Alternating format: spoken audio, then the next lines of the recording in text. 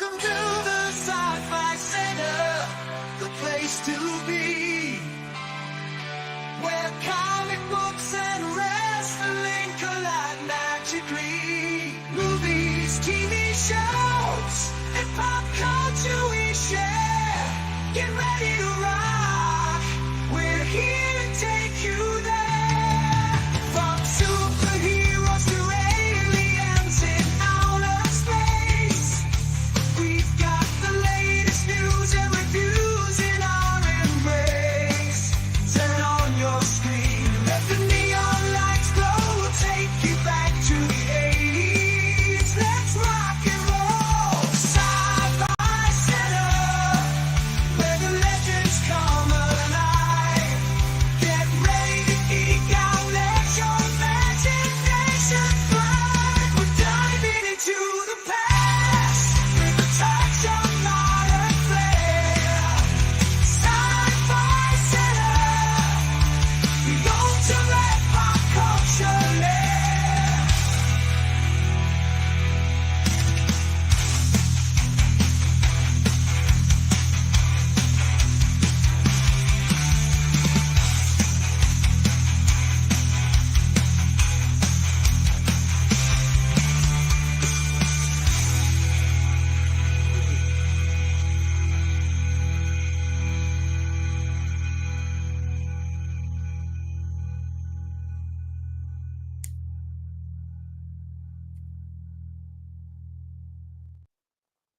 Happy Friday. Even though I am late, I am earlier than we usually are on a weeknight, especially on a Friday. So just left the Voxer stream, so I just got this started up. So tonight, as I told you guys last night, as I promised you, we are going to watch one of the greatest serial killer films of all time, one of the better movies of its era, the OG Hannibal Lecter. This is Manhunter, done by Micheal Mann. I can't say much more about this movie than I already have. The stylistic presentation of this is something that sticks with Micheal Mann through everything he does. To Live and Die in L.A., Ali, Miami Vice. There are certain things that are consistently stylistic about every movie that Micheal Mann makes. As we watch this movie, I will point them out to you and little details and things that he does and the way he makes his point with artistry. So this movie is on Peacock. And I believe that it's on Peacock even if you have the free subscription. Okay. I'm a subscriber, so yeah, so am I. But I believe it's on Peacock, even if you have if there's a free subscription, and there's a free subscription of Peacock, and you should be able to get this movie on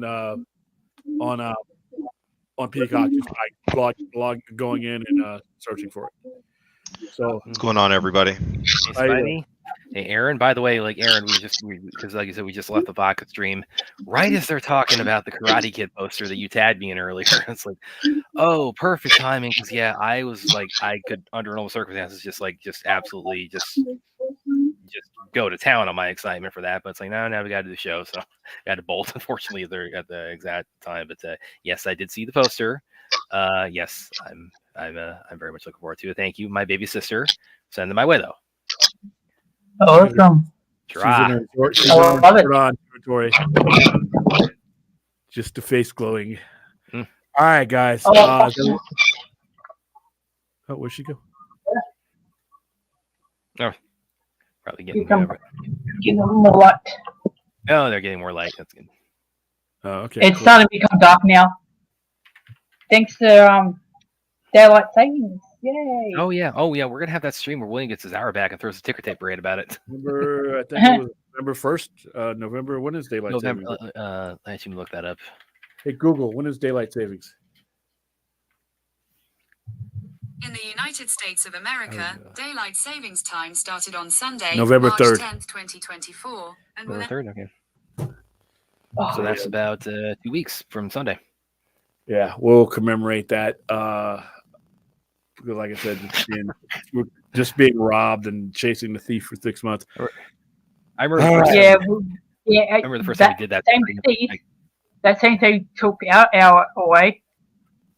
So he's got two hours with him or her. Yeah, I remember the first time we did that stream, like William, like celebrating getting his arrow back, and I used when I posted about it on Twitter. I used the clip of the mask when Jim Carrey like brings out the big hammer to smash the clock. Oh yeah, I remember that. But yeah, definitely.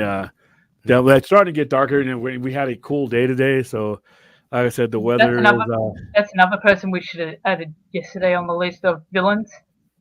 Daylight Who's Savings. that? Oh yeah, horror villains. Yeah, that's for damn sure. Yeah, horror villains. Yeah, it's a bloody horror for the farmers. I don't know about you in America, but over here in Australia, freaking hell, the farmers don't like daylight savings at all. Yeah, no, that's here. Like, how can the like a cow or whatever know what the freaking time is? The daylight. Pretty much. That's just funny because I didn't get to say it, I mentioned this too much on the Vodka stream, but and you speaking of horror movies, and of course we're just going into one here in a minute. I just came back also about an hour and a half ago from Smile 2, which I really enjoyed a lot. I would say that's we got a lot of good horror movies out in theaters right now for this Halloween, and Smile 2. I think I like the first Smile a little bit more than William did, but this one really this like dialed it up even more. I thought it was for the whole like creepy demonic smile villain that it plays off of, and Naomi Scott's really awesome in it because it just really ratchets up how much this entity is just driving her insane, with the just the whole smile curse, I guess you could call it. So yeah, definitely give my recommendation to Smile 2 and to the Shadow Strays, because William doesn't want me to talk about that. We're going to talk about it anyway because it's my it's my Indos, my boys. That's some of them involved with the raid. Do it on the Kung Fu stream or something. How you doing, Delay? I'm good. By the way, it's 6:15 in the morning. I still haven't gone to bed yet. So. Oh really? Hope you don't have any obligations in the morning. Stay off the drugs, Taladia. Stay off the drugs. All right, guys. I know William. What's up, man? I know William was on my what's it called on Jared's stream. You had to invade your stream because wasn't planning on jumping in, but I heard some things and I'm like, God damn it. I had to and then Jared was what was that? I must have missed that. Oh, that was you missed it. Loaded tonight. Yeah, I wasn't planning on jumping in, but I got in anyway. What was it? What was it about? What was it? Because I was William was stream hopping tonight. Or stream crashing. Yeah. They were talking about the order of BBS and how not they me and all that. Yeah, that was the one guy. I forgot his name, Neil or something. Nick. Yeah, we had a lot of fun with it. I mean, it was a somewhat. What was the argument? What was the conversation about? BVS. Oh, there's a disagreement about BVS on a YouTube stream. What else is new? Of how they should have done it, and then like I said, then obviously once anything CW got brought up, I'm like, okay, we can't have this conversation without having some honest numbers about what Brad should have been there. The CW was and everything about it. But hey, let's talk about some real horror. Manhunter, once again, one of the best serial killer movies ever made. It's up there. You name any type of movie of the genre, this has got to be at the top of it, for me. So is everybody at zeros? Yeah, I am. All right, on Peacock. We're on Peacock. I'll count us down. It is 2 hours and 1 minute from now. That's where our timestamp is. All zeros. 3, 2, 1. Why don't you do it like I do? You count down. I count down in different languages. Because the predominant one that people are probably listening to us is going to be English. They can infer what 3, 2, 1 is in different languages. And yeah, speaking of BVS, I'm sure like tomorrow night on the main Saturday show, we'll probably be talking a lot about, of course, all the McFarlane toys and whatnot. Of course, that caused such a big, fandom, I don't know, explosion of excitement, maybe is the best way to put it. By the way, Brad, I saw your tweet about Superman and Lois. I'm just going to put that out there. Oh yeah, because I posted. I have seen the fourth. I've been getting us, I've been wanting to do it for a while for the channel, but now I finally started getting the ball rolling on getting us things like screeners and hopefully some interviews at some point. But yes, I have seen the 4th episode of the show. I absolutely love the show. So I made that clear. But I came a little bit on the Baka stream too, where they had a little bit of a debate. It's like, oh, the other people was like, yeah, I like it. It's not, but they don't think it's necessarily the best. It was just maybe the Penguin, which the Penguin is fantastic. Right now, this score, one of those details that I was telling you guys about that Micheal Mann always uses. Music is one of his primary tools. This intensity of this scene is built by the score. This is the point of view from the serial killer, the Tooth Fairy. It opens up the movie with him killing. Hashtag William spoiler. Spoiler on a we're movie. We're talking about a movie about people getting killed. I'm pretty. You can find a movie he killed that's older than I am. What if she was the killer?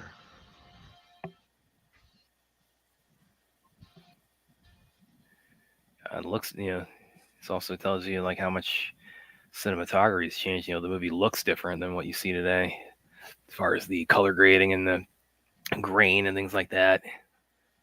I'm a little bit of like a detail nut on that kind of thing. When I like see something from the 80s, like, oh, it's like just the presentation just kind of is a product of its time. This is for those of you who watch CSI, the original CSI.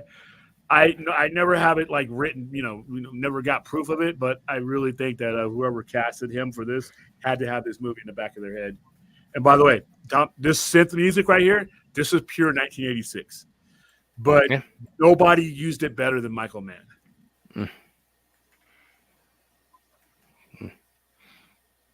Actually, real quick, Talati, taking it back to my post about Superman and Lois. Yeah, I mean, it's like I think if you're a follower of the show, you're gonna dig where they're going with this. I have a few theories about where this is all kind of heading, because there's stuff. I mean, I know stuff you guys don't know about the show yet.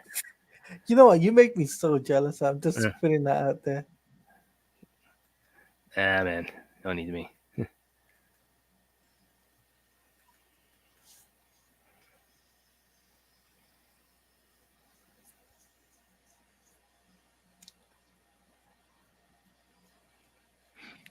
And speaking of Micheal Mann too, William, the first thing I saw of his actually was Last of the Mohicans, when I was probably like 12. When I turned 13, because 13, that's when I started getting a little bit more leeway on seeing R-rated movies, unlike you and probably that movie is really violent. Yes, it is. Well, actually, it's like, because of course, I don't know if it's the best thing for like a 13-year-old, and not because it's bloody, but just because it's it's about like the colonial history, and it's like it's not something like just it's gonna like engage a 13-year-old mind. So it didn't really for me at the time, but since then, of course, I have more appreciation.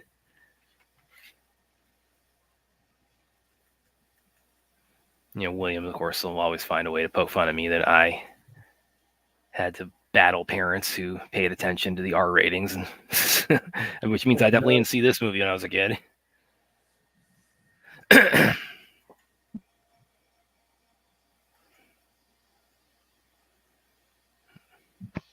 William, I think Fourth is trying to get a link.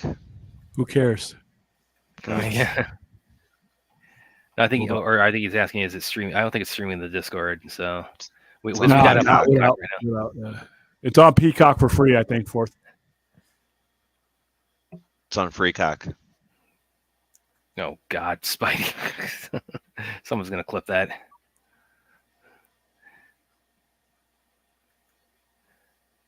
So, actually, how many Hannibal Lecter? Okay, there's been how many movies? What, 5? I think all told. There's been 3 people to play Hannibal Lecter: Brian Cox, Anthony Hopkins, and the Nicholson dude from the actual show Hannibal.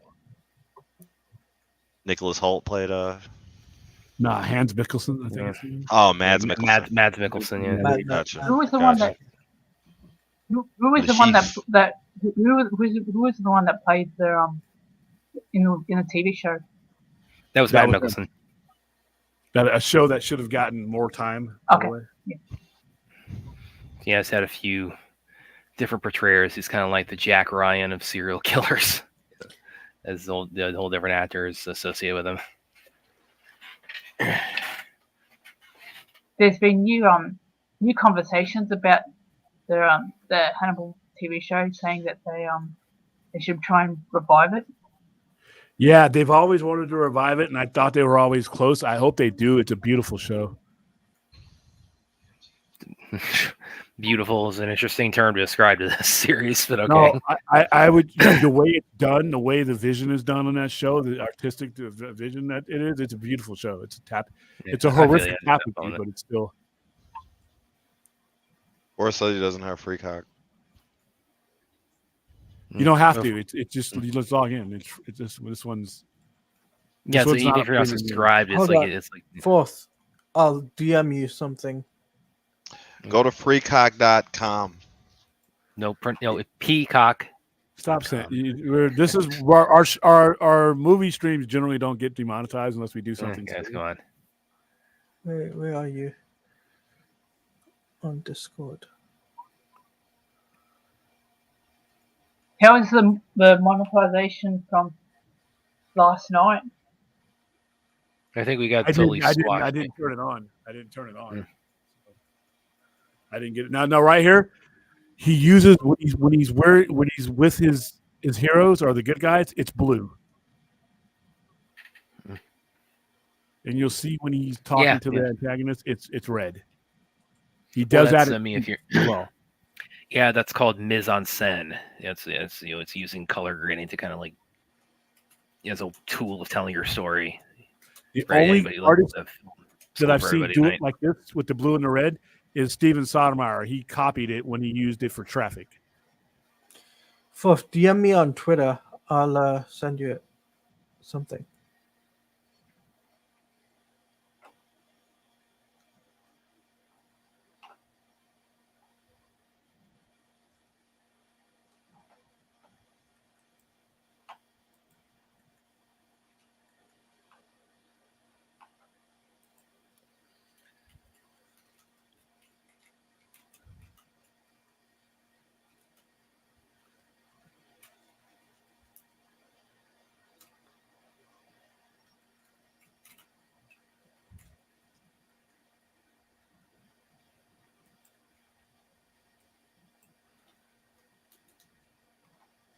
I'm gonna look this up. I'm gonna look up the actual date. Yeah, August 15th. It was released the year's August 15th, 86. So this movie came out about almost exactly 6 months before I was born. I saw this in the movies the week after Transformers the movie. By the way, God, everything R-rated you saw at a younger age than I did. I just grew up in a household that just would let me watch it.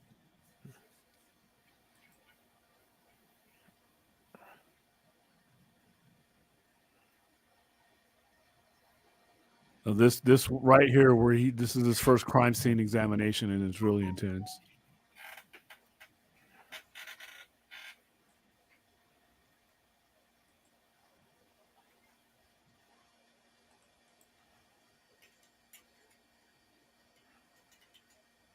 Brad, how come your parents were so strict?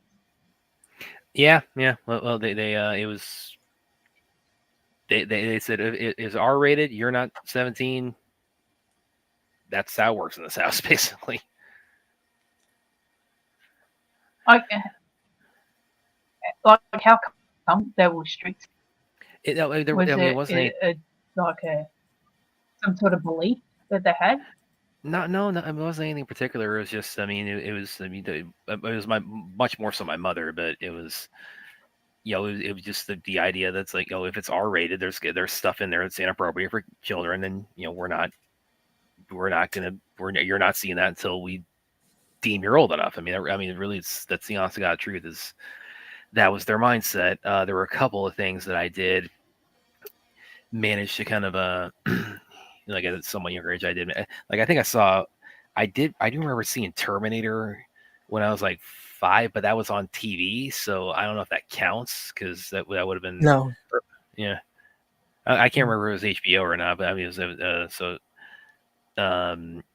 but yeah, so probably it would have been pretty edited. And then there was the one they let me see really without any kind of fight when I was like 10 years old. Is anybody here familiar with something called "I Love You to Death"? No. Yeah, so the no. the quick rundown on that, it's actually based on a true story. Basically, Tracy Ullman is married to Kevin Kline in the movie, and he's cheating on her constantly. She decides she can't take that. She's that pisses her off. She decides to off her husband. And it's based on a true story, and it's but the problem is they're so incompetent about how they're going about it. How's it going, Clint? How's it going, Forth? That they just try to kill him like 5 times and he keeps surviving. I mean, there's one part in it where they try to shoot him through the chest when he's lying in bed with We're at around 11 minutes and 30 seconds for anybody who needs the timestamp. Yeah, it's 11 minutes 30 seconds. And they try to shoot him in the head because he's already been shot once. But they're keeping it covered up from him, and he comes back from that. And they're asking, how are you awake? Because I heard a noise like firecrackers. Real quick, guys. Real quick, what he's doing here, this is going to go out. This goes throughout the movie. It's a bloody murder. It's a very gruesome murder, but he drives home the point without having to ever show you that, using William Peterson's character in all the evidence. He's basically reading an autopsy to you instead of showing you the violence. I'll be the judge. Using the score to back it up. What's up? Yes, thank you. Anyway, it was just before you came on, Clint, I was explaining to Aaron why I couldn't see R-rated movies, until 10 years after William could. But one that I was, when I was 10, they let me. It was called "I Love You to Death," and the reason I know the reason why they did, I didn't know at the time. I know now, was because it's a very dry comedy, and so much of that just went over my head when I was 10 years old. It's very adult oriented, but it's not like explicitly so. There's no actual like sex. There's not a lot of graphic violence. There's, by today's standards, very few F-bombs in it. And the subject matter is it's adult oriented, but in a way that's not like offense, or that's not that's not like offensive. If you guys are listening, you'll notice how the score escalates as he gets deeper and deeper into the scene, and that's one of the things that Micheal Mann does in all of his movies.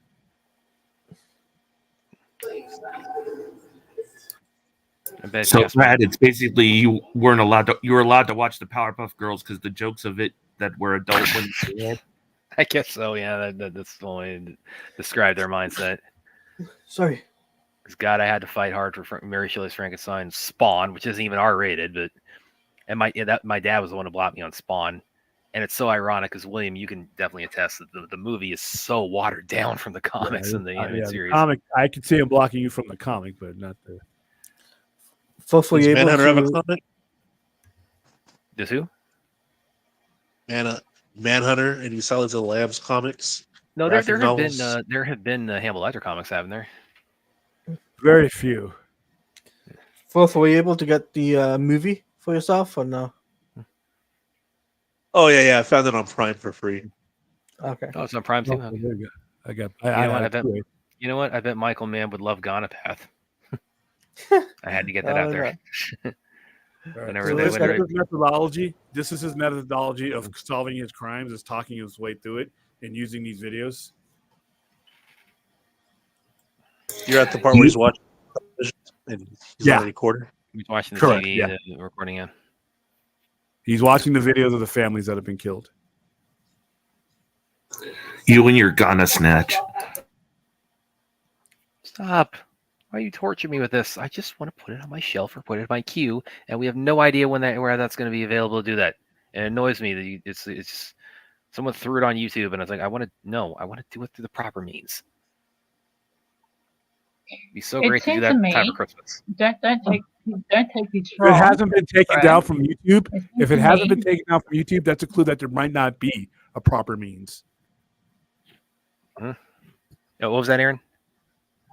I said, it seems to me, don't take out like anything wrong. What I'm saying, it seems to me that your parents didn't have any confidence in themselves as parents to know what you were capable of or could handle at a younger age. Yeah, I mean, yeah, like what's the like my again? It was my mom kind of led that more than my dad. But I mean, yeah, that's probably not a inaccurate way to put that. But my mom also tends to what's the best way to put it? She tends to make things like sound or seem worse, much more so than they are. Like, especially when it comes. You just described every mom that has ever been. Well, you ain't met my mom, man. You ain't met mine either. This scene right here where he cuts his conversation short with his wife. This is showing that he's drifting back towards the obsession that kind of ate him up in the backstory, because Lecter almost killed him. So, William, you're telling me if it's still on YouTube, they're probably just never going to put it on streaming or the disc? Well, there's probably no official process for it, or else it would be taken down already. Well, because I mean, I've seen it pop up like other times, and like where I've seen it pop up from, then it gets taken down from there. So there's like one or two where it's still there. Yeah, and they can find them all at the same time. So I know William's mom and my mom still think of us as little babies and stuff. Well, my mom let me watch. Watch all this. I watched this Manhunter in the movies as a 12-year-old. I snuck up late at night and watched it. Okay, so now he's getting into it. Maybe they were saving you from the horrors of being kicked in the head, Brad. Well, all they did was postpone that because I mean, this was one of the first movies where forensic evidence was really used as part of the storytelling. Well, this is also when this came out. This is also like right around the time when like DNA evidence started becoming kind of more of a thing with police investigations. I think it was roughly that time. It was being collected. The DNA didn't start getting used in crimes until the late 90s, as far as solving them goes. It was being collected at the time, though. But yeah, because there was no DNA in use here in 1986. Okay, so late 90s was like when it really became like a tool late 90s. 2001 is one of the first major cases that they broke with it, and that was the Green River Killer. Because they did it. They tried it with OJ, but I mean that's mid 90s. Well, that wasn't okay. With OJ, it was matching the DNA to an already known suspect. They could always do that, but they didn't have the ability to do forensic DNA like they did to catch BTK, to catch Green River Killer, killer, things like that. But it became like a mainstream like police tool. Like okay, because that's one thing I've always kind of one question I've always raised about. And this is a movie that creeps me the hell out. Is Basic Instinct. Is the whole murder that happens there? It's like, hey, why didn't the cops? I mean, it's a murder without getting too graphic. It's a murder that involves sex. So it's like, why? I'm sure there was plenty of DNA. Because the primary DNA left behind was his, or the killer, the victim, and they didn't have the type of DNA like the touch DNA that they have now with skin cells. They didn't have that in 1988, 1989, or 1990, whatever. 1992 was it? It was like 91 or whatever when that movie came out. You leave DNA around, Brad? Okay, let's stick to the. Yeah, I'm talking about the serial killer movie. Everybody leaves DNA around. Exactly.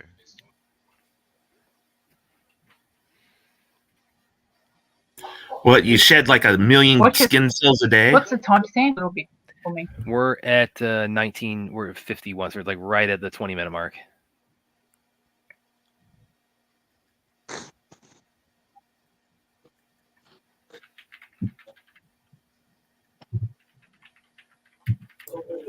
Everybody leaves so much DNA around wherever they go. It's amazing they can single it out. I've actually heard also that finding fingerprints on a gun is actually a lot more complicated than people realize, as far as like DNA. Like part of that is like because like the handle of a gun tends to be textured, and guns they produce a lot of they're oily. They're not so that you can screw up with fingerprints. So it's like it's not as easy to get fingerprints off of like a handgun in a murder case, as people would kind of expect. Just ask Ruth; she probably knows. Ask Ruthie. No, you kidding? She commits all of her murders are done by are bladed weapons. Mm.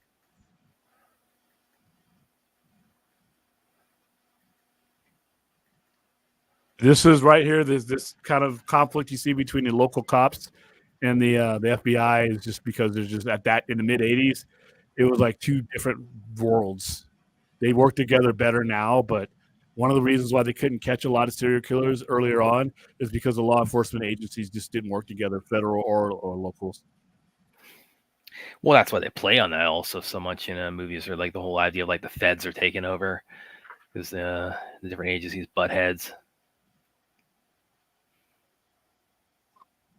What type of killer would anybody be on this panel? Wow. Oh, they're in your state, Brad.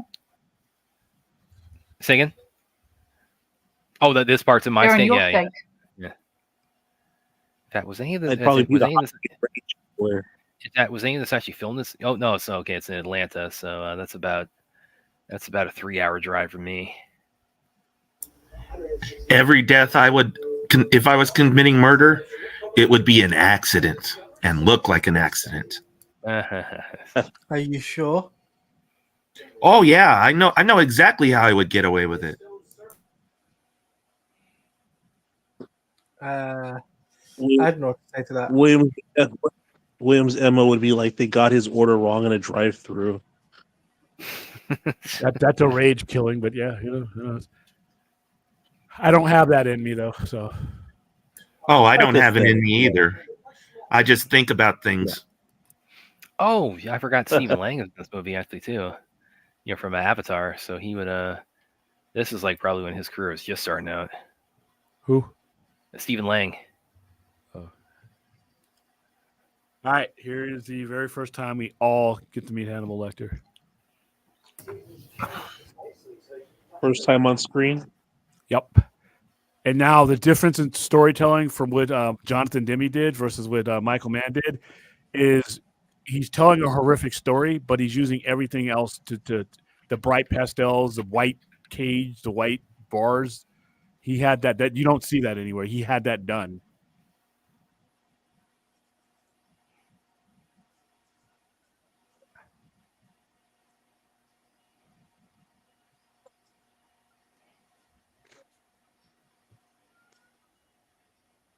Is that to imply like he's criminally insane, asylum type aesthetic? Yes. I want white bars. Is that the guy from Succession? Yep, that is Brian Cox. You'd have him fix your internet. He's Scottish. Who hasn't what? Fix what internet? You'd have him fix your internet. Did I freeze? I didn't see him freeze. No. A Cox related joke. Yeah. I see you one. Okay. Yeah. Right. I was thinking one kind, Wolverine. I was wrong. William It's okay. It's okay, Fourth. I got the joke. Thank you.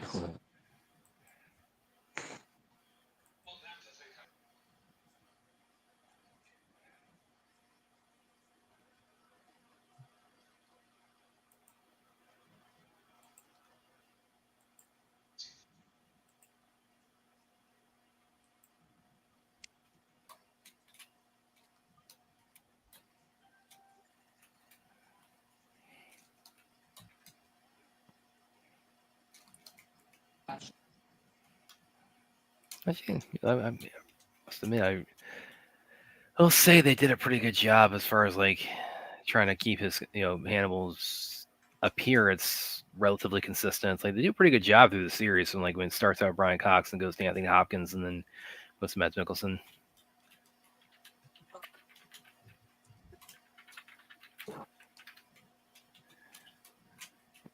Brian Cox looks more menacing.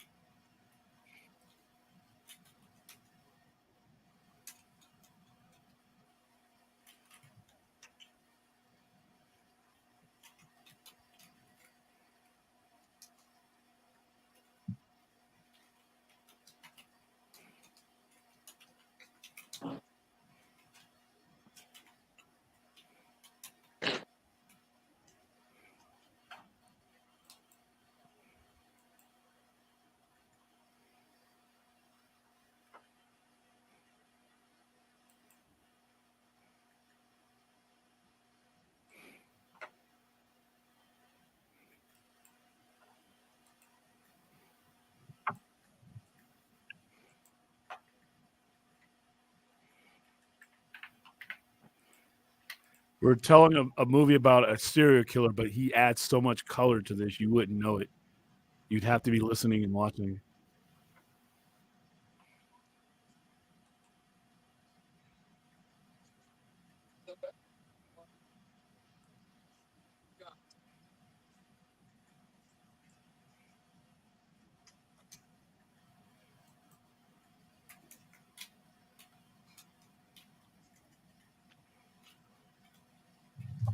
You know what makes this more frightening? That people like this exist in the world. Yeah. Well, I don't know if I shared that story. Jon Stewart, when he was regular, his original tenure of the Daily Show. Remember, he talked about I forget exactly how this came up on the show, but he cut to a clip of one of those like interview prisoner kind of shows, and the interview was with this one guy it just showed him mid-interview saying it's like I pulled his brain out and I took a bite out of it. And of course he takes the joke. It's like he takes that joke. It's like I pulled his brain, and he says the thing I love about that was the ennui about it. It's like I pulled his brain out and ate it. Now the difference between this movie and Red Dragon, I think Red Dragon actually shows the encounter in which he captured and which he stopped Hannibal Lecter. Here they just talk about it. There was an encounter where he was interviewing Hannibal Lecter, and he finds a recipe book about cannibalism and some of the evidence while he's there at the house, and Hannibal Lecter almost kills him, and he ends up that's how he gets captured and put away, and that caused Will Graham to retire from the FBI because it mentally screwed him up, and this is him having issues.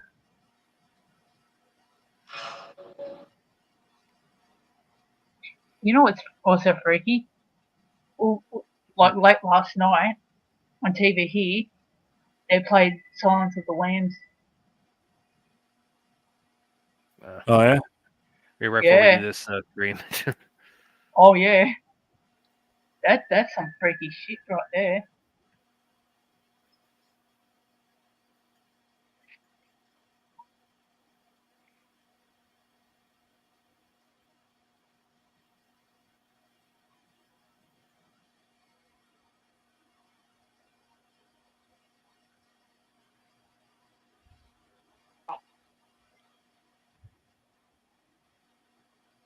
Now this whole premise of visiting a serial killer to find out stuff about the case was something that they did with Ted Bundy when they were looking for the Green River Killer. If you read the book called Riverman, and it's also something that is detailed in Manhunters when they were developing the criminal profiling. So this is less than a decade after that science was developed.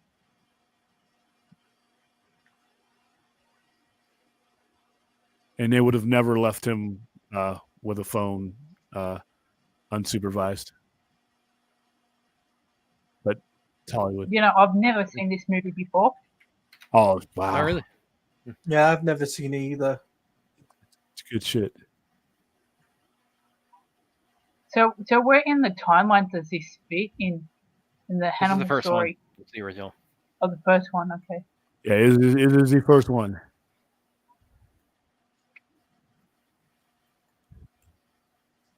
Yeah, I think Aaron kind of buffered there. Yeah, this is the first one in the series. Anthony has an interesting question here. Between Manhunter and Silence of the Lambs, which movie do you think has a better portrayal of Hannibal Lecter? They're dead even. They're dead even. The thing about this movie, this is different portrayals. Brian Cox give you a certain eeriness that fit in 1986. With Silence of the Lambs, it's not just Anthony Hopkins' performance. It's the environment. It's everything. It's him playing off with Jodie Foster. That's one of the reasons why she won Best Actress along with him winning Best Actor, is the entire environment augments him. It's not the same here. Here he's singular. Whenever he's on the screen, he's not being supported by anything, and there's no environment that really carries him. So I would put them dead even, but for different reasons. I mean, I think one is brilliant, and the other one is brilliant, but for totally different reasons. Anthony, they'd be a tie for me. Plus, they're being played by two all-time great British actors, and Anthony Anthony Hopkins and Brian Cox. I think Brian Cox has been knighted too, hasn't he? Or is he just a regular old? I think he is. I think I think he's a knight. Yep, he's been knighted too. I'll double check. Yep, CBE. Yep, there you go.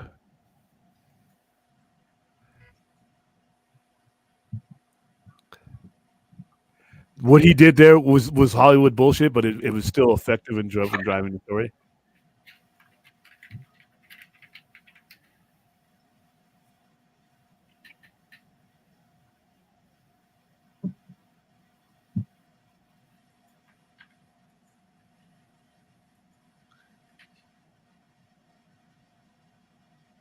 I don't know if I'm. You got a lot of comments, Anthony. After this movie, psychiatrists were upset, but yeah, but there was by 1986, their psychiatrists could really go take a flying leap because there was plenty of evidence that that mental illness and psychosis and everything else led to it. They didn't want to believe it because they feel they saw their patients differently than law enforcement saw their patients, but it was a proven fact.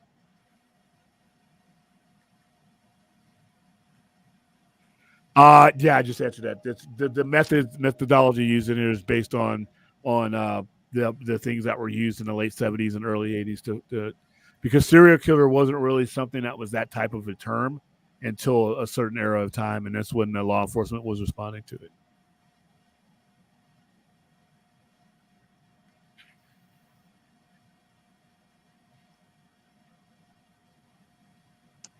He's trying to put himself at peace and cleanse his mind of what the memories of what Hannibal Lecter pulled out of him, and that he's going to his safe spot right now with her. And then, damn, there we go.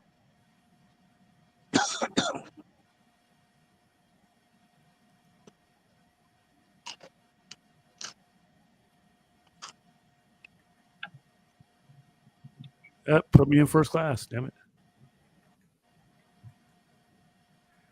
And a lot of the gruesome stuff that's shown in here is shown post-fact. It's after the fact. They don't ever show it actually happening. Yeah, it's kind of what they, kind of the same thing they do in 7.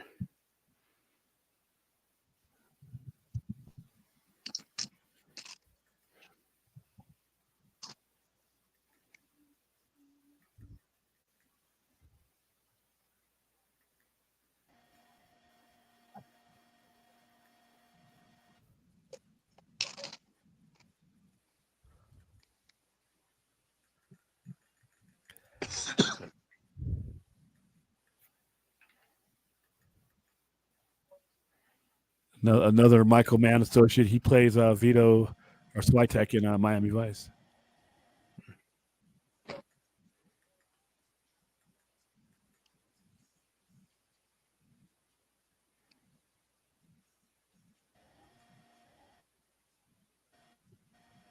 His ability to get himself inside the killer's head is what really is one of what drove him kind of crazy.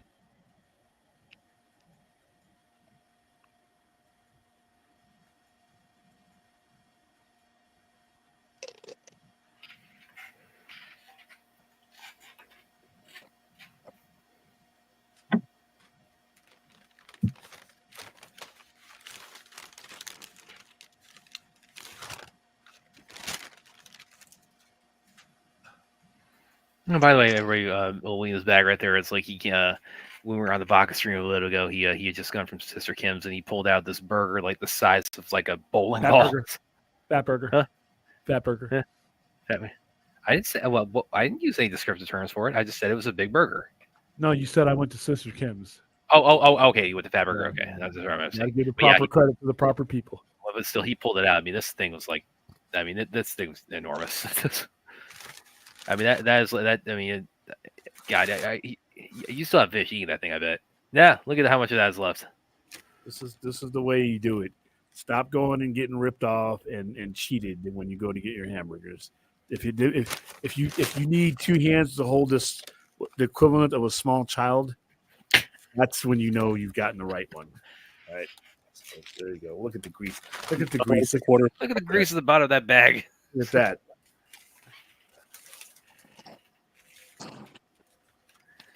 So yeah, William, that burger is really I mean, I'll tell you what, William, you'll be so disappointed in getting a burger here. I want a kangaroo burger. We do with our pubs and that we'll do like really nice gourmet burgers, but we don't have the size capacity as what I see the burgers at the show. Oh no, yeah.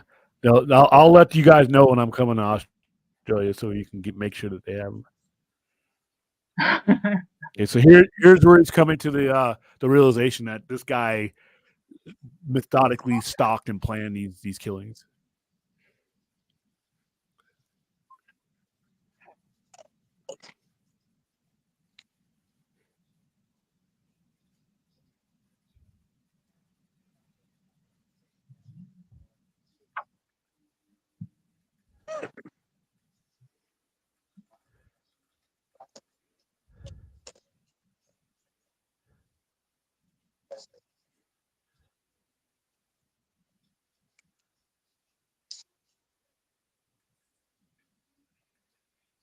How come this movie doesn't get talked about all that much? Because it's like the first time I've ever heard about it.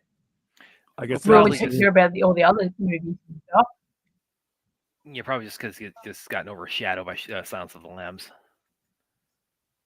It's like that's the one that's really kind of the they get sort of, at least as far as the Hannibal Lecter movies goes, the one that sort of draws the most attention or has the biggest legacy. Because this is the first time. It was the first. William, correct me if I'm wrong. I think it was that was the first horror movie to actually get a Best Picture nomination, wasn't it? I believe so. Look at that phone. God damn. And look at what he's doing now. He uses white as his most important tool here. There's things in there in that office that have no white white everything. See the white stapler? Everything in there is needlessly white, and he does that for a reason.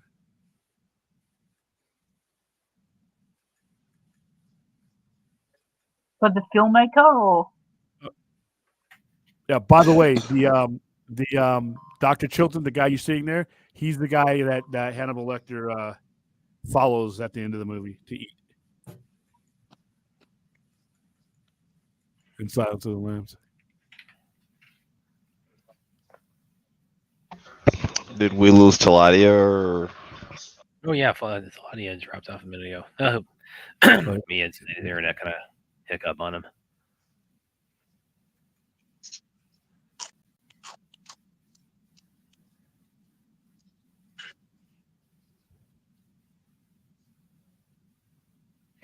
from this movie for Silence of the Lambs.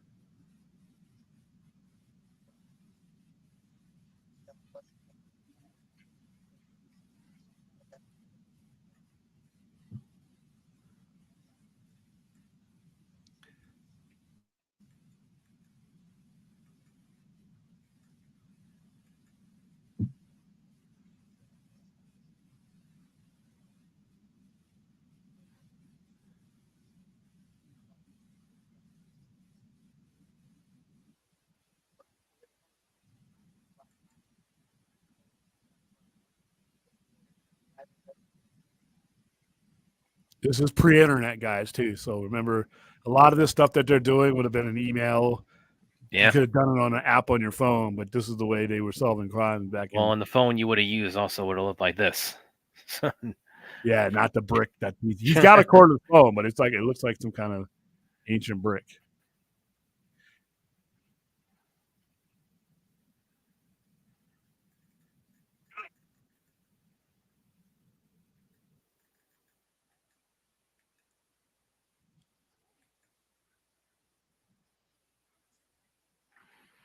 Yeah, Azteca says they have an Impossible Burger with vegan cheese. At that burger, William.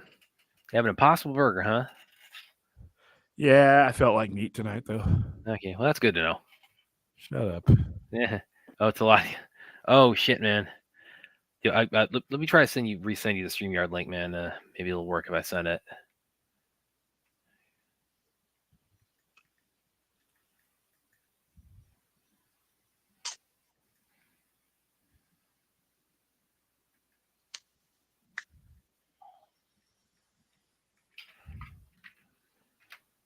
All right, just sent it to you, man. Try to click on the one I just sent to you in your Twitter DMs. Maybe I'll help you out this time.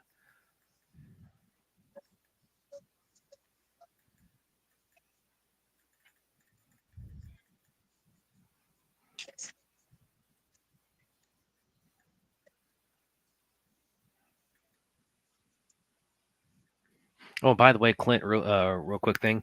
It's Ladia. It's like his mom saw Gonapath and she loved it.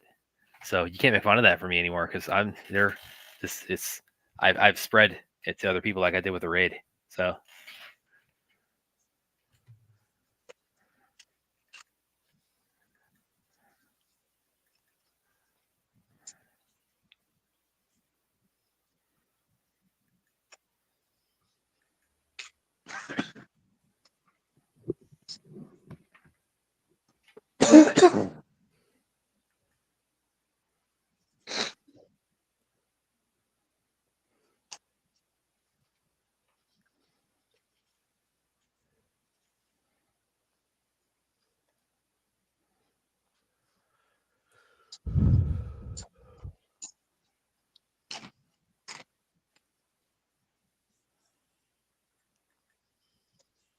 Does this have like a Buffalo Bill style villain? Yeah, sort of.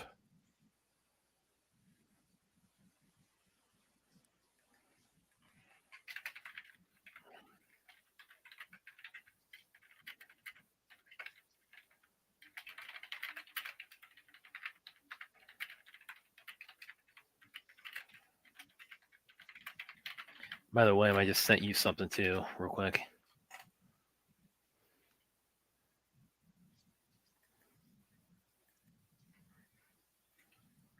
So, I mean, she won't let me join. Oh, okay. No, that sucks a lot, yeah.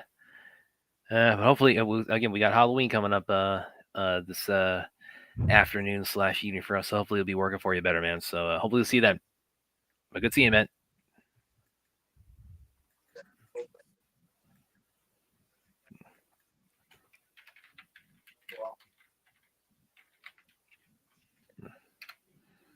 Yeah, right back, guys.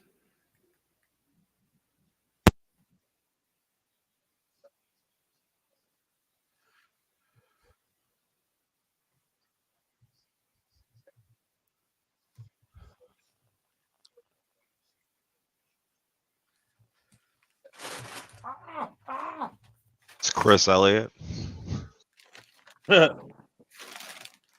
you do, William? Almost dropped your burger or what? Yes, I almost stepped on it. God damn it. But I didn't. Everything is okay, everyone. America. That burger Let's is still... admit it. If you step on it, I'd probably turn would it my really matter? Yeah, it's not gonna fucking hurt that burger, but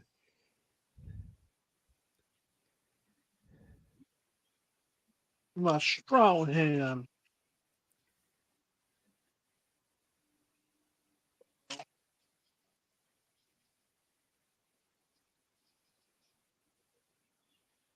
yeah, back guys. Chris Elliott was a comedian. He was actually an actor.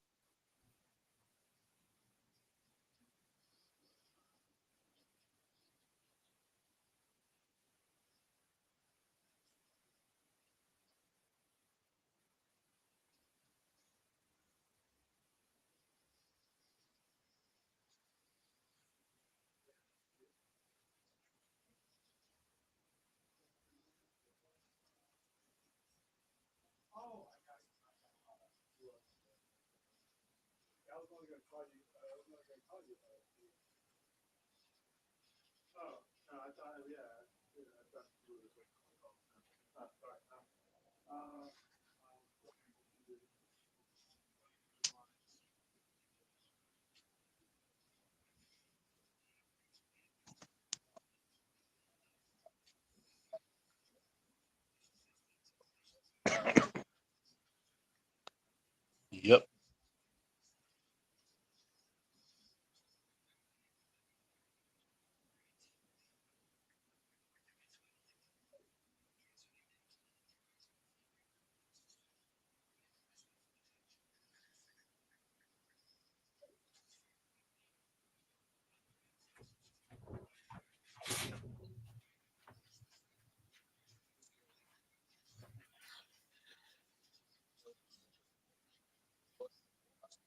Main character looks like he's from Wham.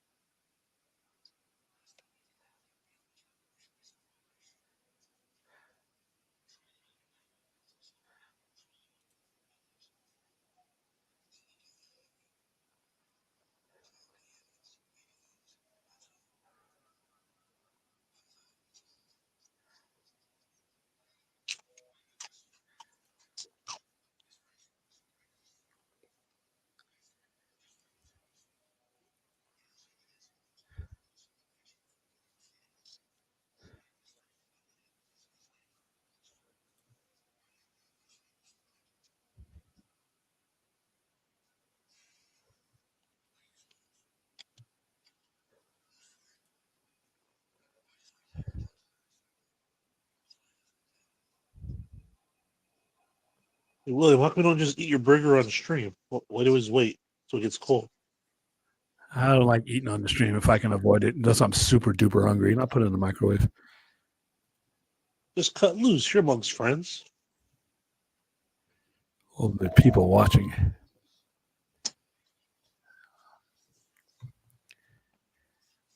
That'd be like the best advertisement that they could ever ask for. They need to pay me at that point. Fuck that. If I was Fat Burger, I'd be like, William, can you just eat this on screen for like 10 minutes? That's all And I I need. should, and if I do that, I should not be paying for a fat burger for quite some time. Oh, I'd give you all the fat burgers you need for at least like 3 weeks.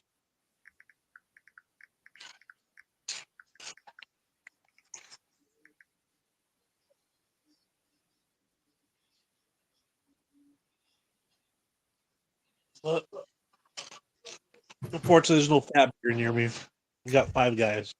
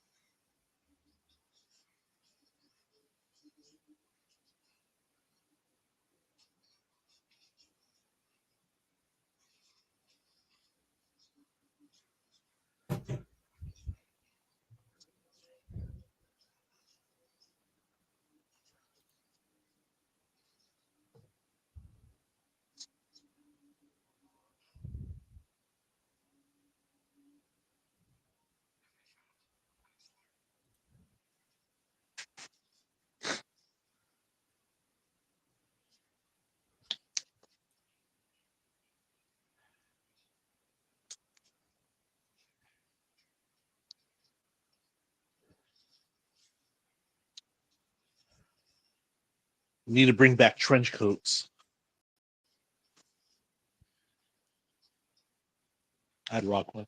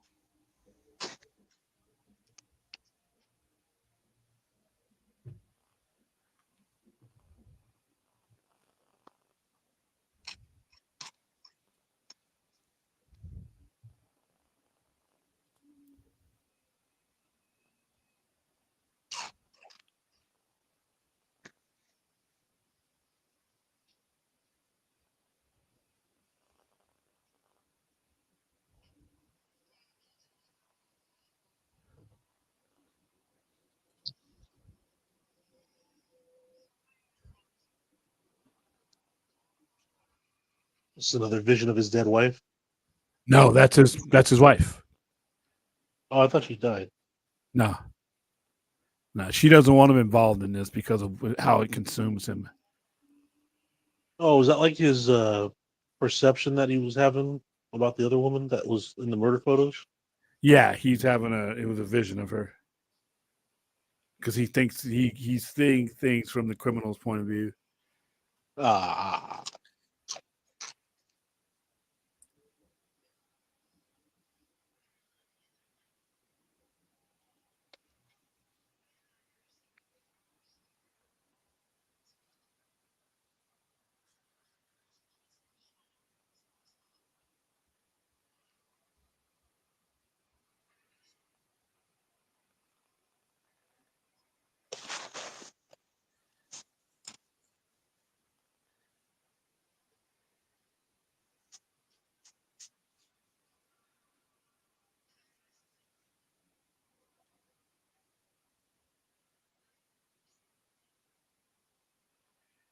This is the score you're hearing is his sound, his score, his song, Graham's theme.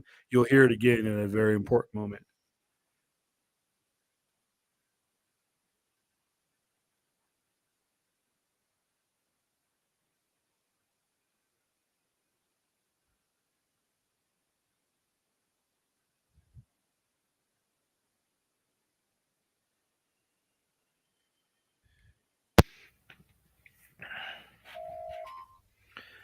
Yeah, there used to be a Fat Burger in Hidden Valley, Norco. Now there's a new location on Main Street in Corona. Okay. I don't think I've ever heard of the chain. I mean, is this like a nationwide chain, or is it was just a local thing? A whim. It's I know they're out in the West Coast. I don't know how far east they go. Okay. Yeah, I guess first I've really heard of Fat Burger is William bringing them on the show and how good they look.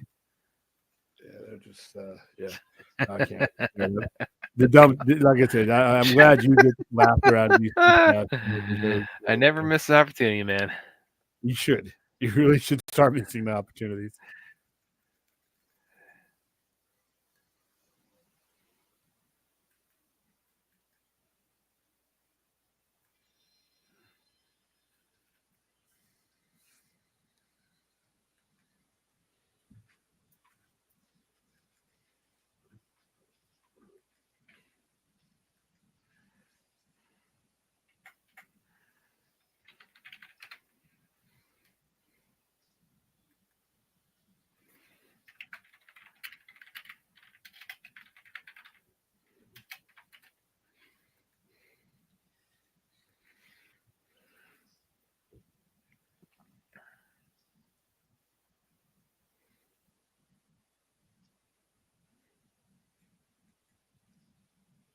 Once again, the use of blues.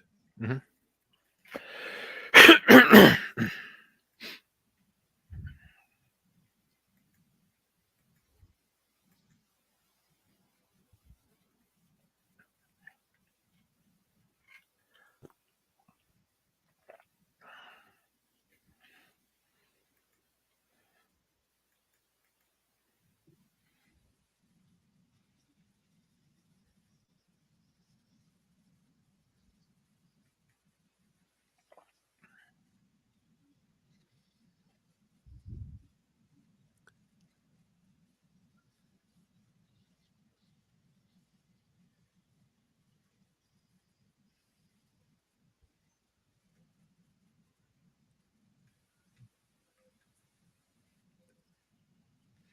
There's another score that he uses. Whenever you hear this, you pretty much know that the Tooth Fairy is around.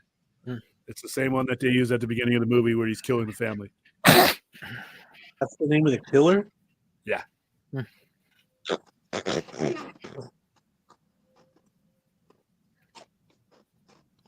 That's not what he calls himself. He calls himself the Red Dragon. The media calls him the Tooth Fairy because of the bite marks. Oh, I thought just to mess with them, the media called him Tooth Fairy. Nah, the first clue was a bite mark, and that's what they used.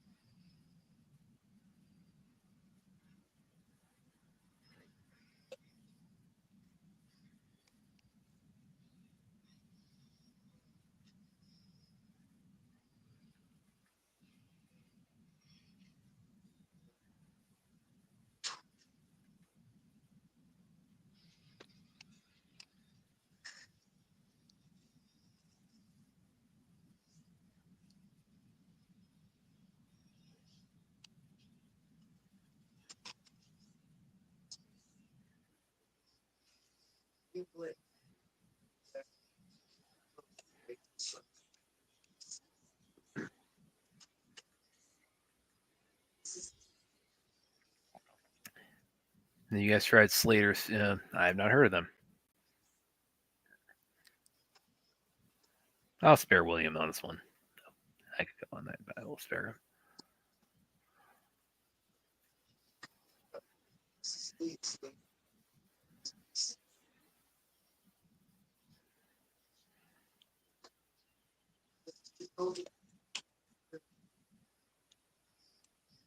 Oh, this is the part in there's a remake to this, right? Yeah, the Red Dragon. I don't recognize it, but yeah, it's Red Dragon. Yeah, you talked a little bit about that when we were on the Vodka stream. It's like the Philip Seymour Hoffman part. Like he sees his tattoos and starts freaking out. Yeah. No. Right. How was the Red Dragon different than Manhunter? I would need more time than what I have tonight. Yeah. It's more like it follows in line with Silence of the Lambs more than it does with Manhunter.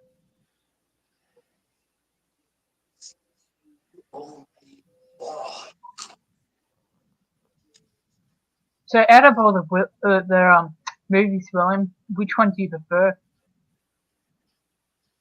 Out of which ones? Of these? Well, the Hannibal Lecter ones. I put Silence of the Lamb and Manhunter for me in the same category. I try not to remember I even saw Red Dragon. Okay.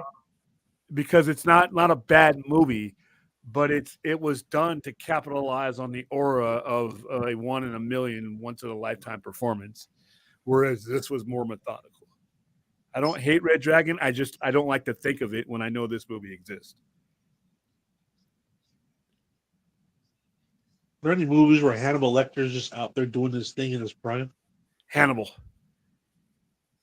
Okay. So Red Dragon follows up after Silence of the Lambs. Red Dragon takes place before Silence of the Lambs. Or before Silence of the Lambs. So it goes Manhunter,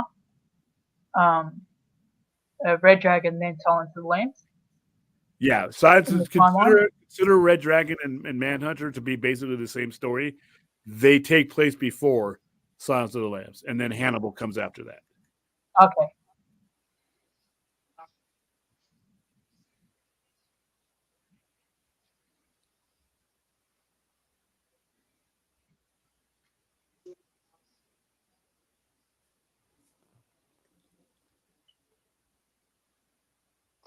And I assume that Hannibal TV show is the prequel towards all the movies. Correct. Okay.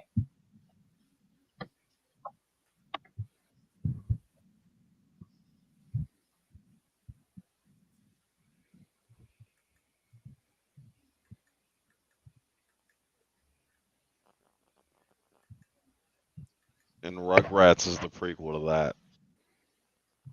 that.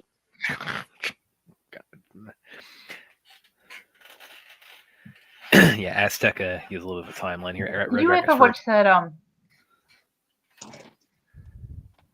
103.29. That the TV show Clarence? No, I haven't, but I know of it. That only went for like one season. Yeah, I know because of I think it. that was I think in the timeline. If what we've gathered so far, or what I've gathered so far, it's after the Hannibal show.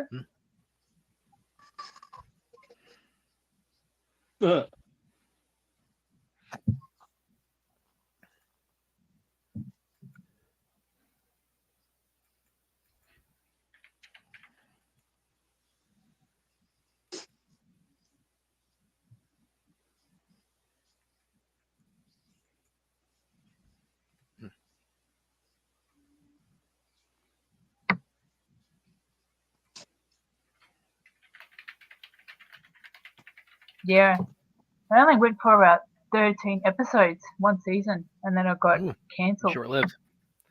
How long ago was it on? Let me have a look. 2001. 2021, I should say. Sorry. Okay.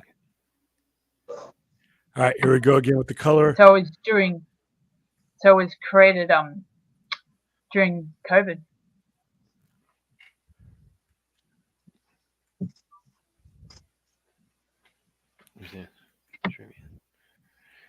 We should do an Ed Gein documentary watch party. The OG. yeah, Ed Gein is look him up. Like the stuff that the cops found in his house was I mean that's stuff that Art the Clown would look at like, dude, you kind of went overboard here. And that's funny. Spidey, you're trying. What you're trying to like turn this on me, make you sound like a psychopath, man. I was just curious. I'm like, Art the Clown's like a fictional character, but this Ed Gein guy is the real deal, right? Yeah. He's only officially was only I think convicted on 2 murders, so he's technically more so like a grave robber, but he He's suspected of many more, though. So. Yeah, exactly. He's suspected of many. He's convicted of 2, but seems pretty awful for the families of the victims. Yeah, one. Yeah, like I said, he as Teka pointed out, he did serve as the model for like a number of fictional serial killers such as Norman Bates and Leatherface and Buffalo Bill. So, in fact, he's got on his Wikipedia here. It's like he's the basis. For Norman Bates, Leatherface, Buffalo Bill, other characters, and Yeah, there's the whole got the section here and like all the stuff that the cops found is like he was definitely out there is the gentlest way to put it.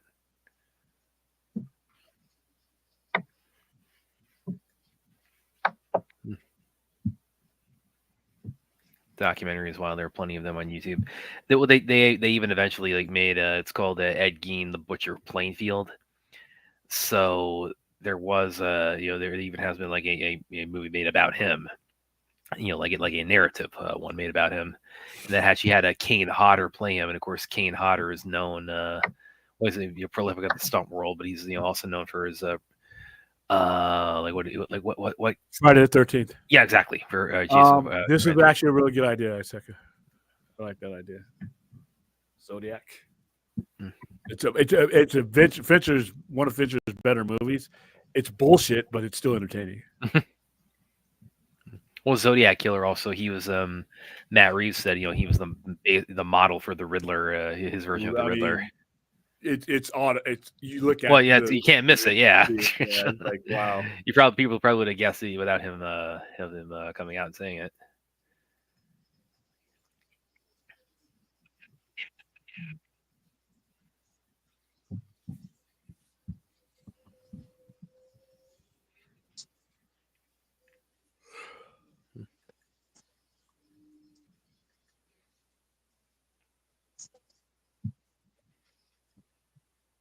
This scene paid for the entire movie. You talking all the product placement? Oh, yeah. Serial killer. Oh. Jello, Nestle, yeah, morsel. Yeah, you're right. There is a. Well, because what's the budget? Let me look up the budget real quick. Yeah, like Kellogg's there, and it wasn't a lot. Yeah, well, even by that stand, because this did initially fail at the box office, in its time. Of course, it's gone on to have strong legacy. Yeah, the budget was $14 to $15 million. And budget was that much.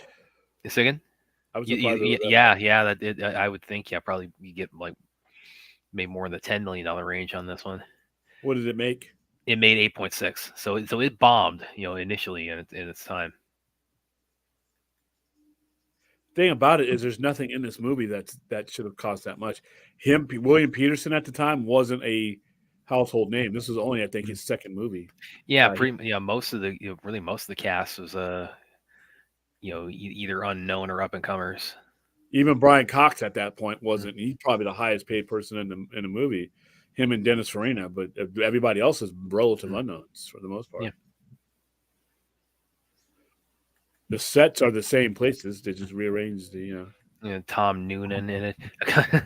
I remember that man best as Kane from RoboCop 2, and the Ripper from Last Action Hero. He's a traveler. Isn't he a traveler from Star Trek? I think he might. Let me look him up. I know from other than this one. Let's see. Those same nasty stereos are still on the counter. What's that, Aaron? So there's a Hannibal movie as well. Yeah, Hannibal movie came out in 2001. Yeah. Okay. Oh. So it goes like the Hannibal TV show. Clarence. Yeah. And then would the Hannibal movie come after that? All right, so it goes a Hannibal TV show. If you're watching them in chronological order, a Hannibal TV show, Manhunter and Red Dragon are basically the same movie. They come before Silence of the Lambs. After Silence of the Lambs, it's Hannibal. Hannibal is after he has escaped in the years that he's okay, escaped. so that's the last one. Okay. And Hannibal's the last one you'd watch if you're doing them in that order.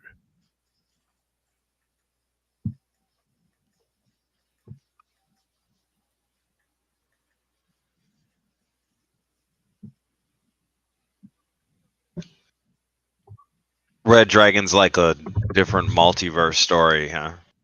Well, it's just a remake. They figured they wanted to remake it to capitalize on the success of Hannibal Lecter or the success of Anthony Hopkins in that role. That's why they redid Red Dragon. That's why they made Hannibal. But Red Dragon is basically Manhunter without the intensity.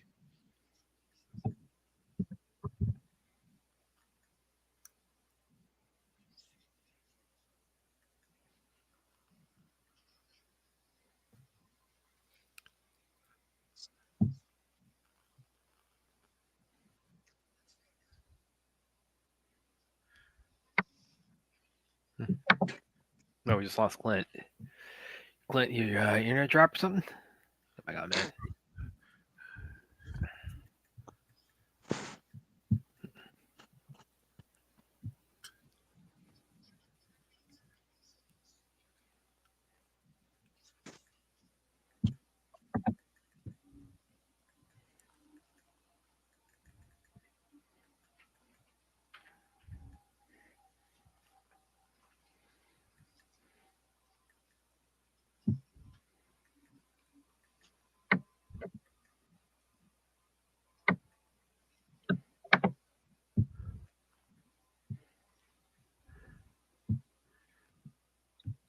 Dennis Farina, his role in Silence of the Lamb is the guy who picks Clarice to interview Lecter. That's him. Dennis Farina is playing. I think it's Scott Glenn.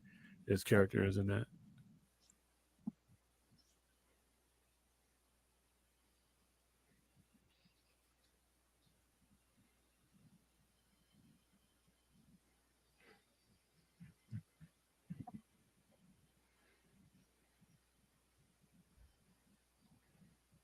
By the way, William, I was looking at our the playlist on our channel. We have now done including this one we're doing right now. We have now done 74 watch parties. Yep, and 700 actual streams or uploads, videos total. Yep, racking up the numbers, baby. Congratulations, William Brad. And some of those watch parties were some of those were like, because I think probably most of the times whenever we did a double feature, we just made it like one continuous stream. So that's greater than 73 movies or shows that we've done it with. What's the most successful stream or watch along party movie? I think probably Spider-Man 2 is our biggest one. Yeah, Spider-Man 2 is nearly 800.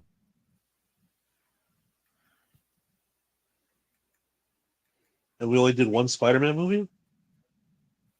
I think that's the only Spider-Man movie we've done, yes. Although I've suggested, and I don't see any reason, I can't imagine William's going to have any objection to this. It's just like this December, like around December 15th, maybe doing like No Way Home. You just go in order. Yeah. Well, also because No Way Home is kind of like commemorating, again, the date it came out and all that.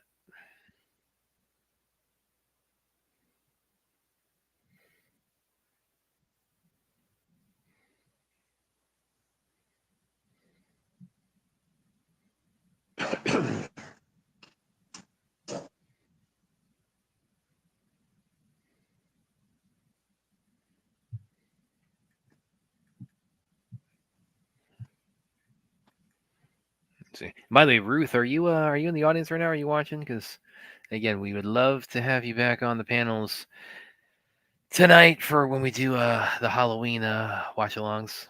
Because for anybody who's not aware, we had some Dick Cheese who's giving Ruth trouble in the chat. We have cleared that individual out pretty thoroughly. I feel we confident saying that William and I had talked about that. We've got that pest removed. So Ruth, I hope you feel no rush if you don't feel the way. Just hopefully when you feel comfortable join us, we'd love to see you again. And hopefully, if you do, feel comfortable tonight, we got Halloween going because that's it's right up your alley. It's a nutcase of the knife, going off on people.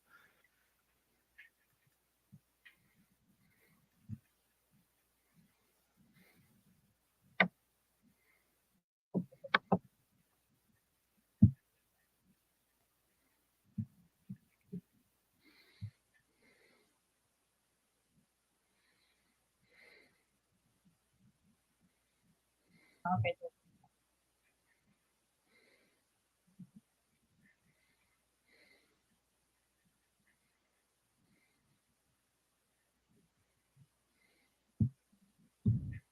They did a lot of product placement in the 80s, Anthony. Companies would pay them, depending on what it was, like Coke. Usually it was soda, but a lot of other things got the treatment as well. Has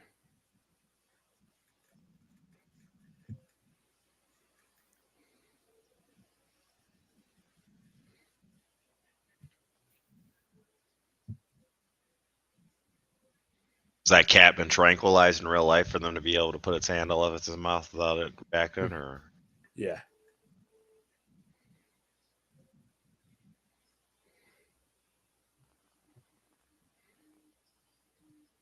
Oh, Alex Kurtzman was the one that created the Clarence TV show. Okay.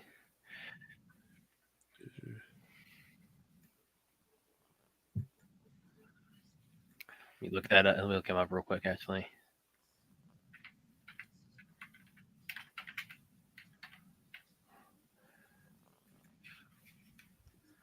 For those of you who didn't pick up, she's blind.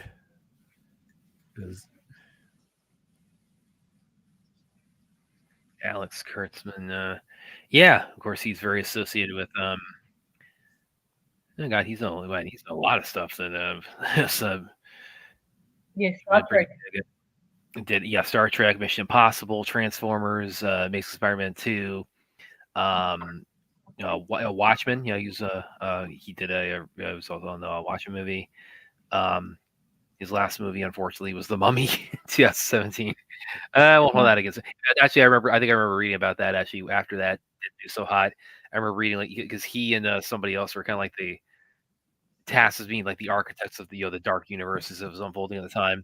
And like a month later, they said, "Yeah, we're packing up. We're heading on to other things." And he headed on to the Clarice show. Okay, for today. And now that Universal is rebooting the monster universe again because they were going to start with the Mummy. Yeah.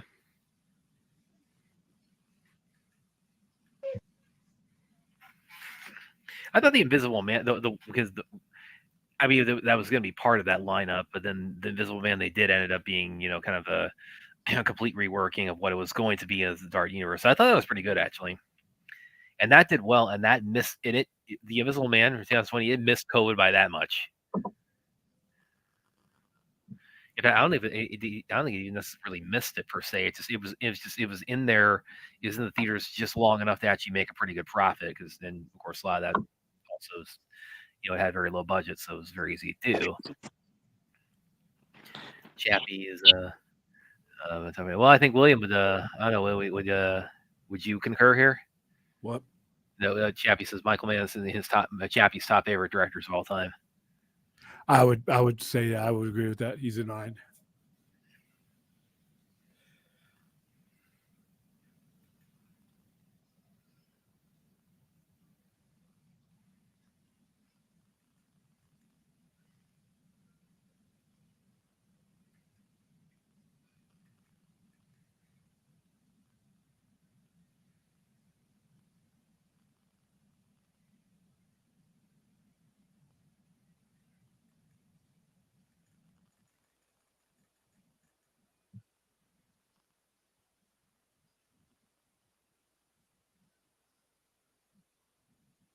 By the way, also apparently, you could read a little bit from what's going on at New York Comic Con right now. Apparently, I guess they had like an early show of Gladiator 2 there.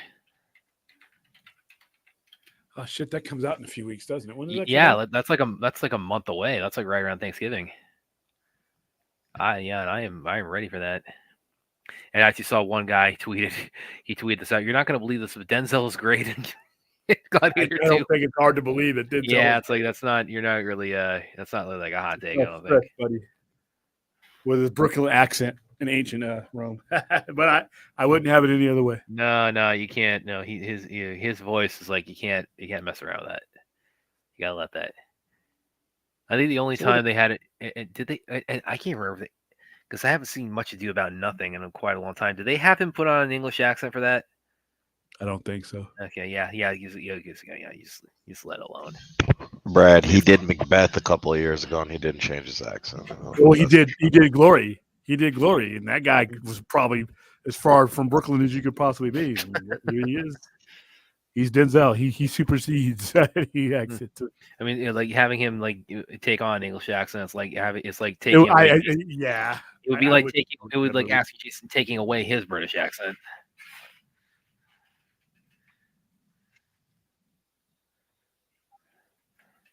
He's literally watching the videos of the people he's killing right there.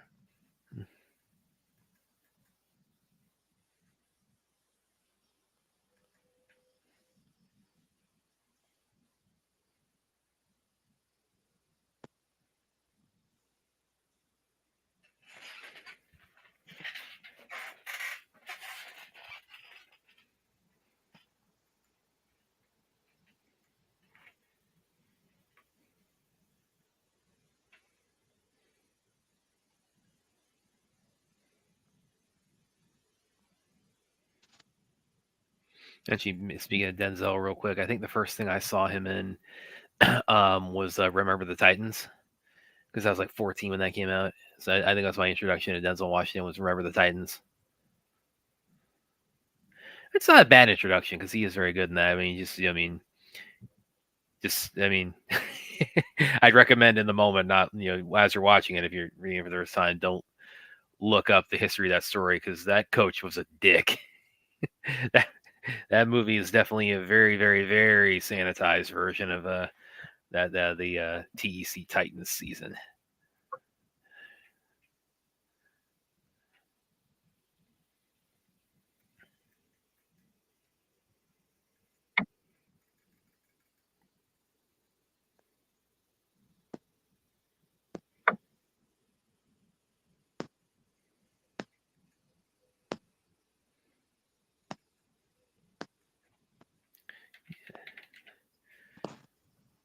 Like Ruth, are you in the chat though? Because again, I feel like yeah, I'm just missing having Ruth on the panel so bad, man.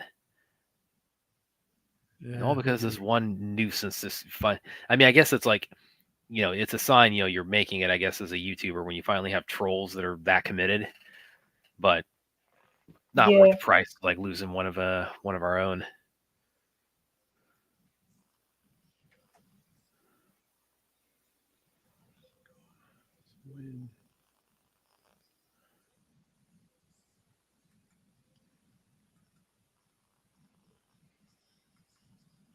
Actually, real quick, speaking of Ruth, I'm going to pull this up real quick because I saw this. She posted this. It was about Terrifier 3.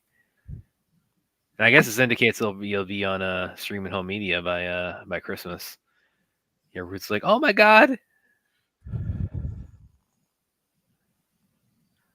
That'll probably be a stocking stuffer for a lot of people. It's perfect timing, it's a Christmas themed slasher movie. And that's been my, of course, that's my. I'd love it for Gonapath for that to happen for me. But I don't have that luck. I just don't.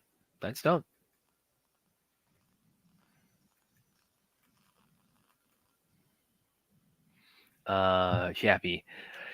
Brad, I don't put any blame on Alex Kurtzman for The Mummy in the Dark Universe. He said the Dark Universe is the biggest failure of his career, but it was a great learning experience. I'm not one of those people that like to hate on movies where they release with the idea of doing a monster-style Avengers film for Dark Universe is always going to film no matter what. I mean, I could see kind of the general idea they were going for of like, I mean, they basically did it in Van Helsing, in 2004 with Hugh Jackman. That's kind of the idea. I mean, it's throwing all the Universal monster movies into this one continuity. It's kind of wanted to do a little bit more like the MC formula. I remember thinking at the time too when that came out, because they came out like right before Wonder Woman came out, and I was really nervous it was going to undercut Wonder Woman. It's like, oh, I had nothing to worry about. It turns out. Yeah, it's like, whew. I had the same thought too when Man of Steel was coming out, because After Earth with Will Smith, the one Will Smith did with M. Night Shyamalan, I was worried that was going to undercut this. It's like, oh man, this is why I'm not a box office. This is why I'm not a box office with it. It had Will Smith in it, and Will Smith was the really on top of his game. Mm. And he was also bringing his son in, so people are like, oh, how is he going to act in this movie? And there was Lots of curious minds, I thought, as well. We all have bad days at the office. But that again, those exemplify why I am not a box office pundit, because I'm not the guy to talk to when it comes to like gauging the well, I don't know. I'm not a numbers guy. I'm not a data analyst, so it's like that's why you talk to a little bit more of an expert on that than me. By the way, Aaron, also for everybody watching at home, has just provided the timeline for the whole Hannibal Lecter series right here for everybody. No, I'm not kidding. She shared it. No, I was just explaining it to her while you were away. Yeah. Yes, Aaron just shared it right here under the stream here. So you gonna watch them all, Aaron? You know what? I might actually do that. I might actually try and do that. I'll save that in my bookmarks, and I'll see if I can try and do that one day. That sounds good. Yeah. So, thanks, William. No problem. Now look at him. Even though he's having a human moment. Look at the color that they're using. The red, the orange guy. He's clearly outlining him as a villain. Yeah. But anyone who's never been to Savannah, if you kind of want to know what it looks like during the summer here, this is actually not that far off.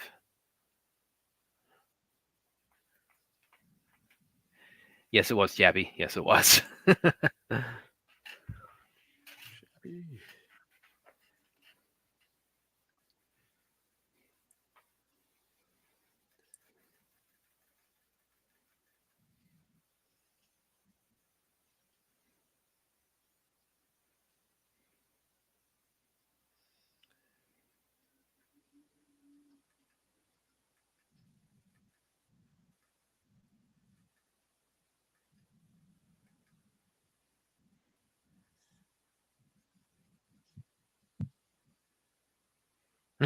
Oh, I just came across this too. You pulled this up because this is way more William than it was me at this age. What's up?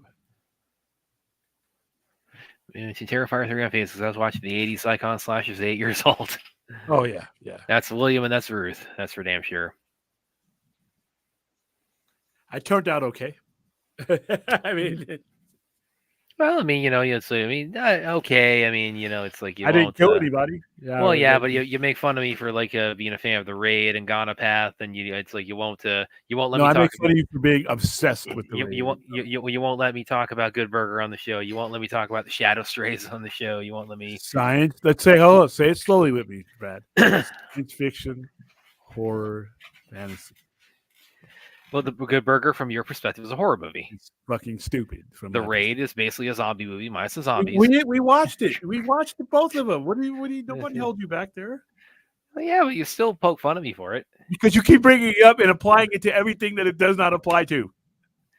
And Clint keeps on calling it Ghana Snatch. It's like, you're just like, you're wondering about this release date, and you'll never get it. You are. Makes fun of me for that. It hurts me. Oh, stop it.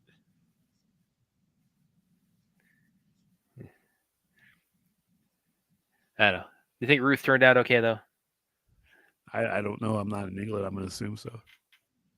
Yeah. We just missed a very important quote of why his motivation, the Tooth Fairy's motivation. He says because being God feels good, and if one does as God does enough times, one becomes as God is, and that's what how the Tooth Fairy sees himself. He sees himself as somebody who's transforming into a godlike figure.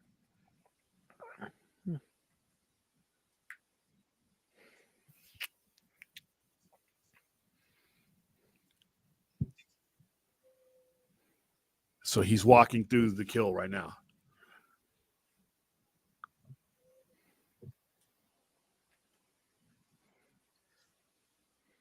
And even in darkness, there's the blue again for him.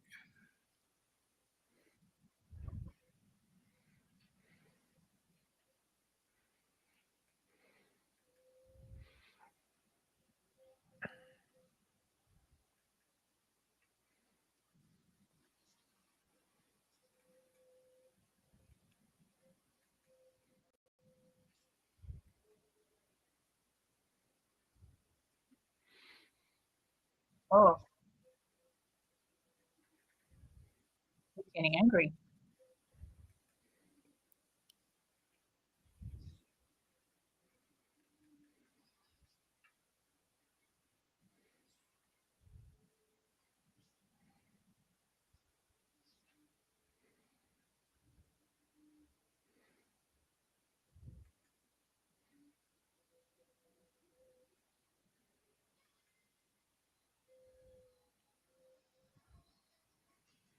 Oh God, I can't even tell you how many times I heard this flute.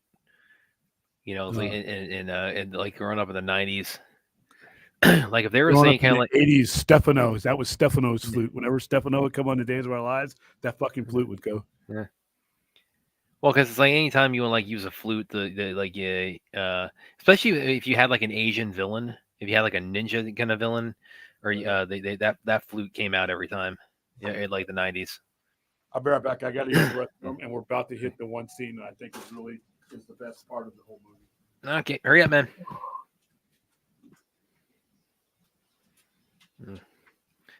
Clint also says, "Gotta love." Yeah, did your internet drop or something? Why'd you have to drop off, man? Gotta love surprise guys? You know what? Hold on. I'm gonna pause it. Because it's coming up. I'm pausing it at 1:33:25. Talk amongst each other. Okay. I'll be right. All right. Wait for William to come back. Surprise medical stuff. We fortunately parentheses open. Okay. Miss William turned out perfectly normal. Clint, stop. This is my white whale, for God's sakes. You make fun of me every time we stream about it. Whatever we're talking about, you make fun of me for it. I don't appreciate that, man. Aaron's the only one who understands me. Oh, you're coming on to poke fun, I see. A man with a Howard the Duck Avi is going to poke fun at me for something I like that I don't have, it's in bad circumstances. I can't find a DVD or streaming anywhere, and it annoys me. And he pokes fun at me about it all the time. He doesn't appreciate me. Victim much there, Brad? Yes. Very much. Very, very much. I don't know. What can he not poke fun at me about tonight, though? I did. I mean, maybe you'll. I don't ever call you a name or anything. Yeah. No, but you find ways to push my buttons inside that hurt. Like what can I share? But I don't call you any names. Oh no, but it still has the same effect. We did have at school, Friday nights when we have sparring classes. So I was overseeing some kids. I actually did also put on my my sparring gear and actually spar with a couple of kids too. Well, and it's with kids, so I mean, it's like it's on my end. It's basically just just block jab. It's like I'm not gonna I'm letting them go to town. I'm not gonna do anywhere near as hard as I can on 10-year-olds or anyone like that. But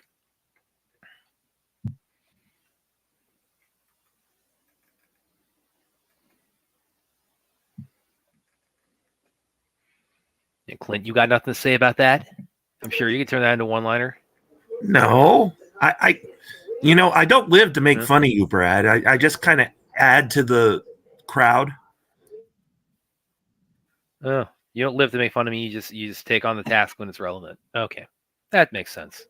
Yeah, I don't live. I mean, once I log off, I think about other things. Yeah, like how you're gonna make fun of me next.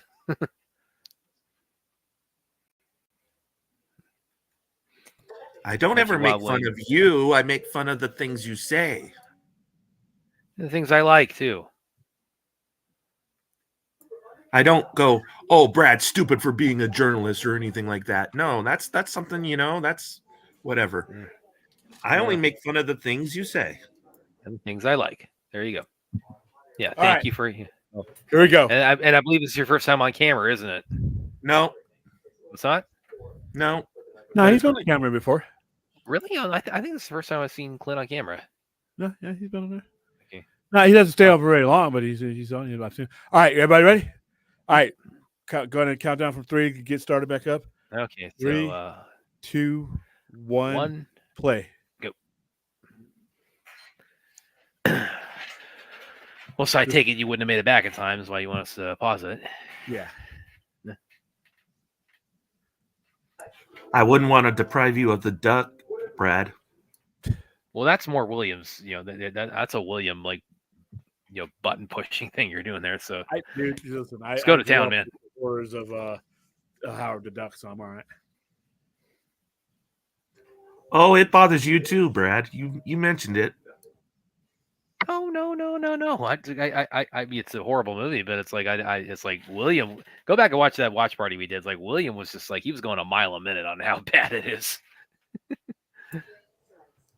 If you remember, I don't know if you remember I have a very good memory about conversations, but you remember saying, "Why did you pick that movie? Oh my God!" Well, it's a legit question because it's like it's horrendous. It's one. See, he's visualizing something that's not there. He's not really that they're not really having an affair. He's just seeing it, and he was picking something out of her face. That's all he was doing. But he's such a visualizer, and he's about to pay. Let's just say, Brad, the amount of shekels I laid down for Howard the Duck, I should get a movie every month.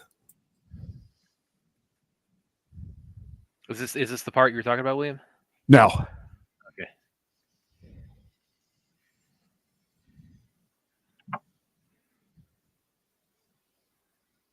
think the lights Micheal Mann overlit that scene to make it more dramatic.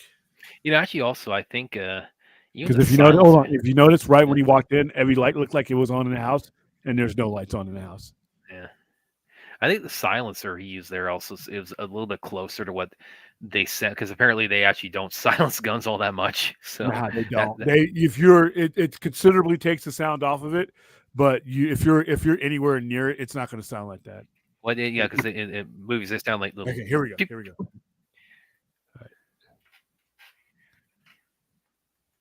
All right, so please, nobody talk during this scene because this scene is kick ass. You really want to.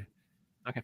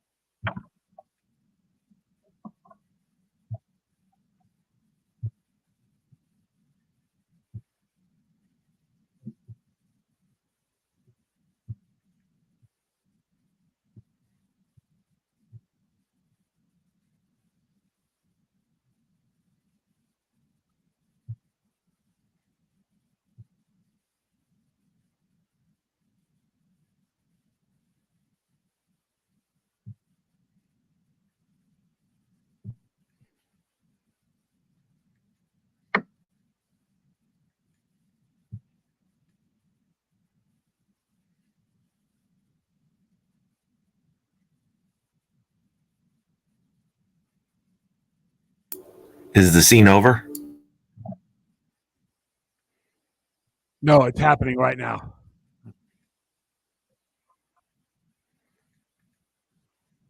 This is the scene called Graham Figures It Out.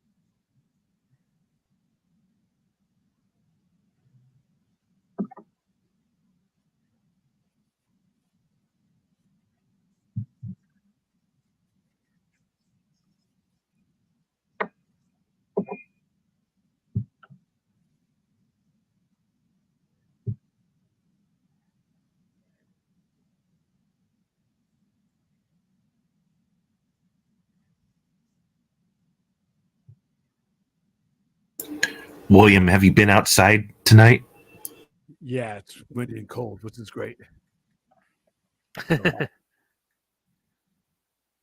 Well, go give us the kind of cue when we're allowed to talk again. Right now. Okay. So what happened? That scene was the perfect scene. It starts out with no music as they're arguing. And as he starts to put it together and as his theory starts to build momentum, the music picks up. He puts it together that he's seen whoever is doing these murders had seen these movies based on the only vantage points they would have been the films themselves. But the way they escalated it to the point where as he gets it, it's like it's a perfect scene. I have that scene cut away from the rest of the movie and I watch it a lot. Oh, really? Yeah. Because the way his cadence, the way I haven't memorized, like doggy doesn't have a collar, but you know it's Lee's dog and the Jacoby cat, and you know you need a bolt cutter and every other thing you need because everything with you is about seeing. I've memorized that line. You remember in the God Navita here? Yeah, that's gonna get me copyrighted. So let me take that. Iron Butterfly. One of my favorite. Go ahead, Clint. Brad, next weekend you won't have to deal with me because I'll be at Not Scary Farm. Is that already? Oh shit! It says October. Fuck. What's that all about? That's the Knott's Berry Farms annual Halloween. Happy birthday to me. Oh, okay. Oh, you'll be back. You'll be back. Doing your usual like thing of like making me feel sad for stuff. He'll do it again. Man, William does 10 times worse than I do. No, I do, but this song. I remember one of my favorite episodes of The Simpsons. I'm glad to get the blame off of you, William. I'm helpful. He'll take up like Brad, like blame mock Brad duties while you're gone, man. So don't worry. Yeah, that song though is like I discovered that song actually as a kid. One of my favorite episodes, or one of my favorite Bart pranks on The Simpsons. It's when it's when they go to church and Bart, it's the choir player. The notes for the song. And Reverend Lunch was, and now our opening hymn is "In the Garden of Eden" by Ron Butterfly. 20 minutes later, everybody they're so exhausted from singing it, they just keel over. Wait a minute, this sounds like rock and or roll.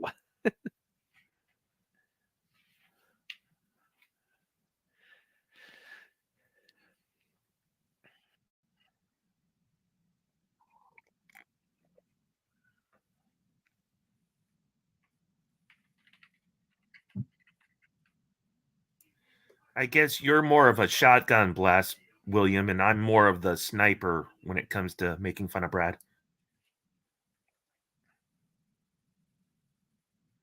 One of these days, guys, Aaron and I, we're going to double team and she's going to help me get my payback. Payback for what? Just wait and see, man. Just wait. Bide my time. What is there to pay back? All these years of blame Brad and Gonna Snatch and all this. I can relate anything to the raid and scary movie too.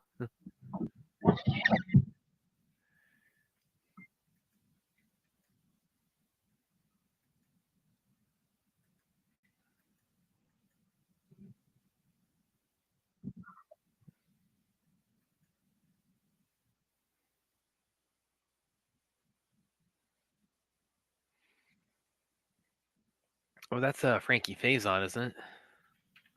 The guy playing the cop there. Quite a few. Yes, that is. Yes, that is him. You know what I find funny about that, Brad? Is What's you've that? mentioned all the trigger words much more than I have.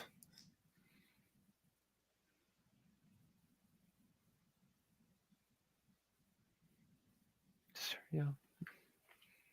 It's just not. You just don't value me, man. I'm just a punching bag to you.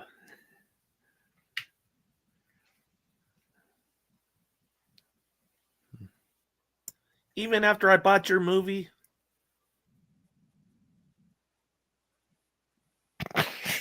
You bought my movie so you could get one of yours on, man. So don't go breaking your arm, patting yourself on the back. William, I think you're muted if you're trying to say something. Oh no, Brad! I had my movie already paid for, but I said, Brad needs to have something. And cool that the FBI had their own Learjet for this shit. Yeah, that's true.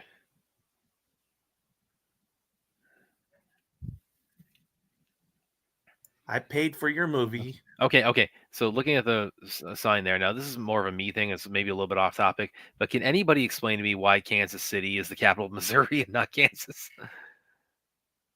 I don't know. I don't know why Carson City is the capital of Nevada. I don't know.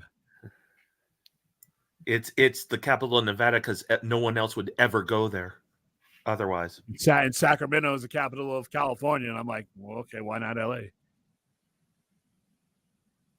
No, but they're not called. It's not called California City.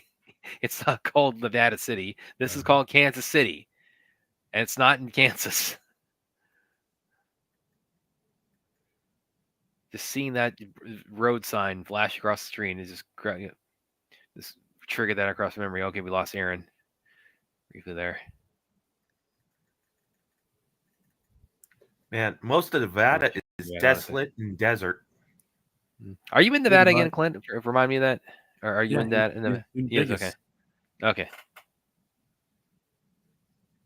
Yeah, me and William go see movies all the time and hang out,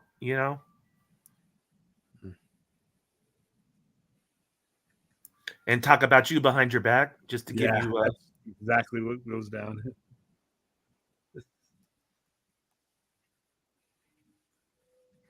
So one of these days I'm gonna get out there and we're gonna have to settle this. We're gonna have to just sit down and talk about this can't. If you come out to Vegas and that's what you do, then you don't just. I'm not in Georgia. I'm not talking about physically.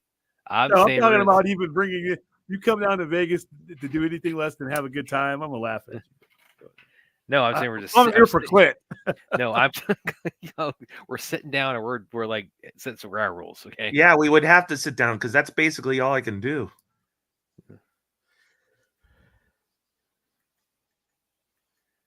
This is where it kind of goes off the rails because he becomes John Wayne in the last 10 minutes of the movie, but kind of like in A Violent Nature, actually. No, this is actually a good movie.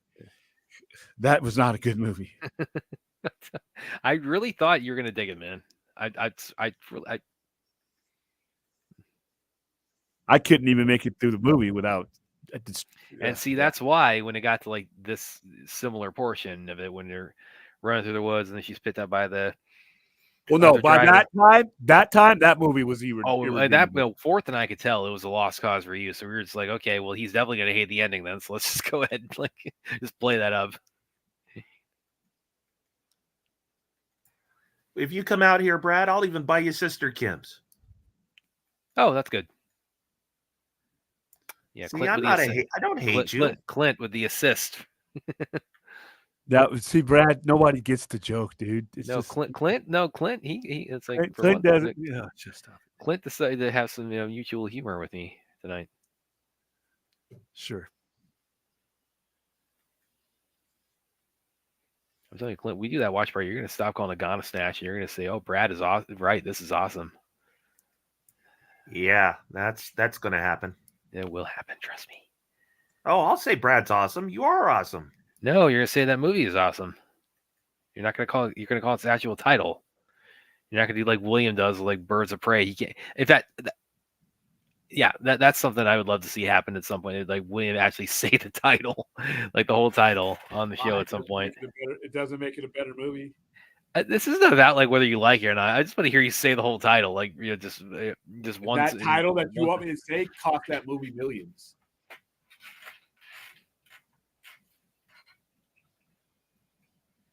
These are some dumb cops. Yes, that's true.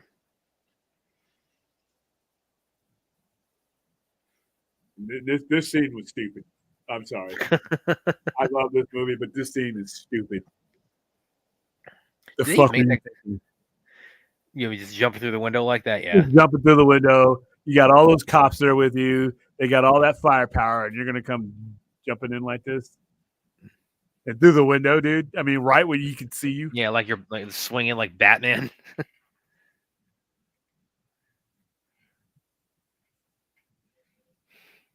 Why just not turn the fucking lights off, dude? You don't need to shoot all that shit.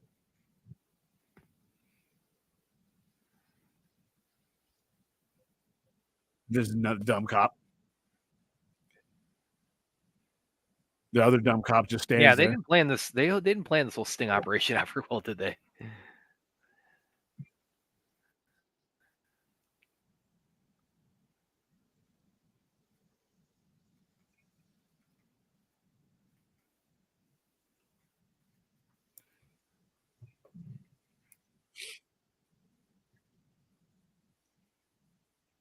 Let me turn this down because. So, what would you explain to me, Brad? What would I explain to you? Oh, where do I begin?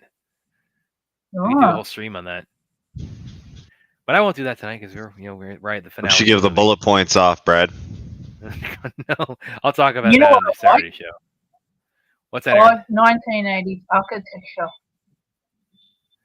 Say again. Oh, 1980s architecture. Yeah. Yeah. You can what They really Michael knew how Mann to- makes 1980s architecture didn't look this cool. Michael Mann made it look this cool and everything that he did in the 80s. Oh, okay. So it's Like I said, a watch Miami Vice. romantic picture of it.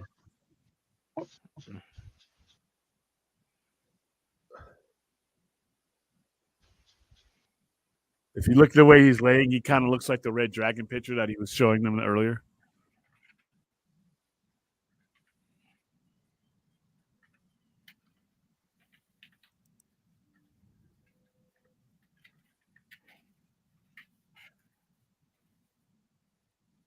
All these Keystone Cops there too late.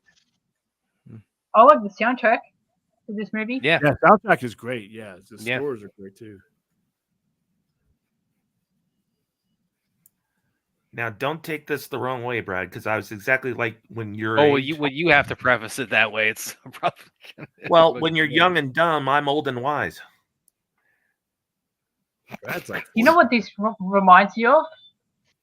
What's that? Silence of the Lambs meets Miami Vice. That's literally the perfect. One the guy who bought you Miami Vice, and then all the elements that move on to that's perfect, actually. And when I was your age, Brad, I was young and dumb. Batman. No, I'm just kidding.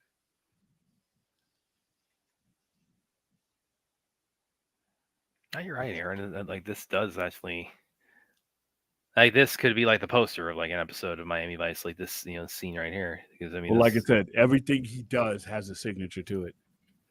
Or even an entire episode or season of Miami Vice. This could be. Yeah, I love that show. Every time you guys say Miami Vice, I hear those drums at the beginning of it. I don't know exactly what it's called. Yeah. That bong, bong, bong. Yeah. That Jan Hammer soundtrack to that show, man. It's like.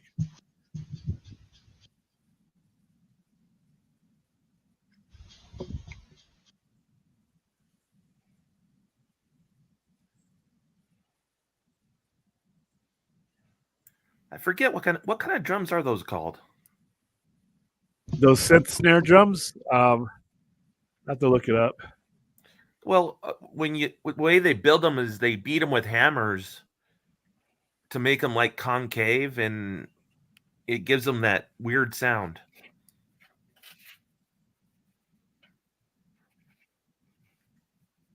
And if anyone's saying in the chat, I can't really read chat right now.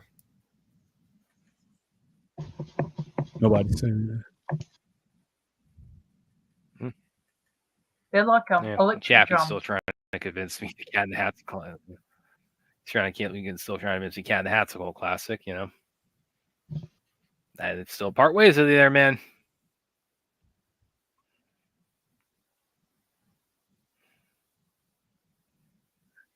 Some shitty 80s music at the end.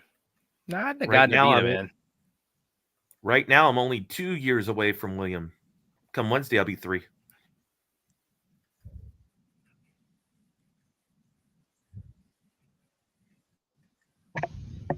That's good.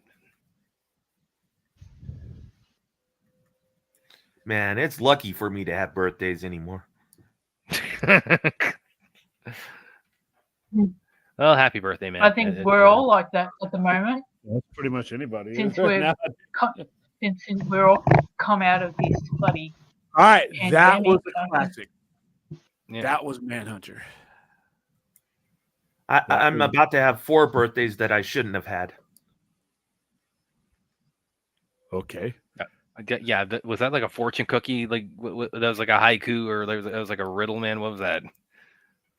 All right, guys. That was Manhunter. Listen, I have the highest regard for Michael Mann as a director, but this movie, especially where it sits as far as like lore goes, serial killer movies, it's up there with one of the best. It's one of his best movies. I still juggle whether Heat or It is my top Michael Mann film, but Heat is so good. Heat's dialogue.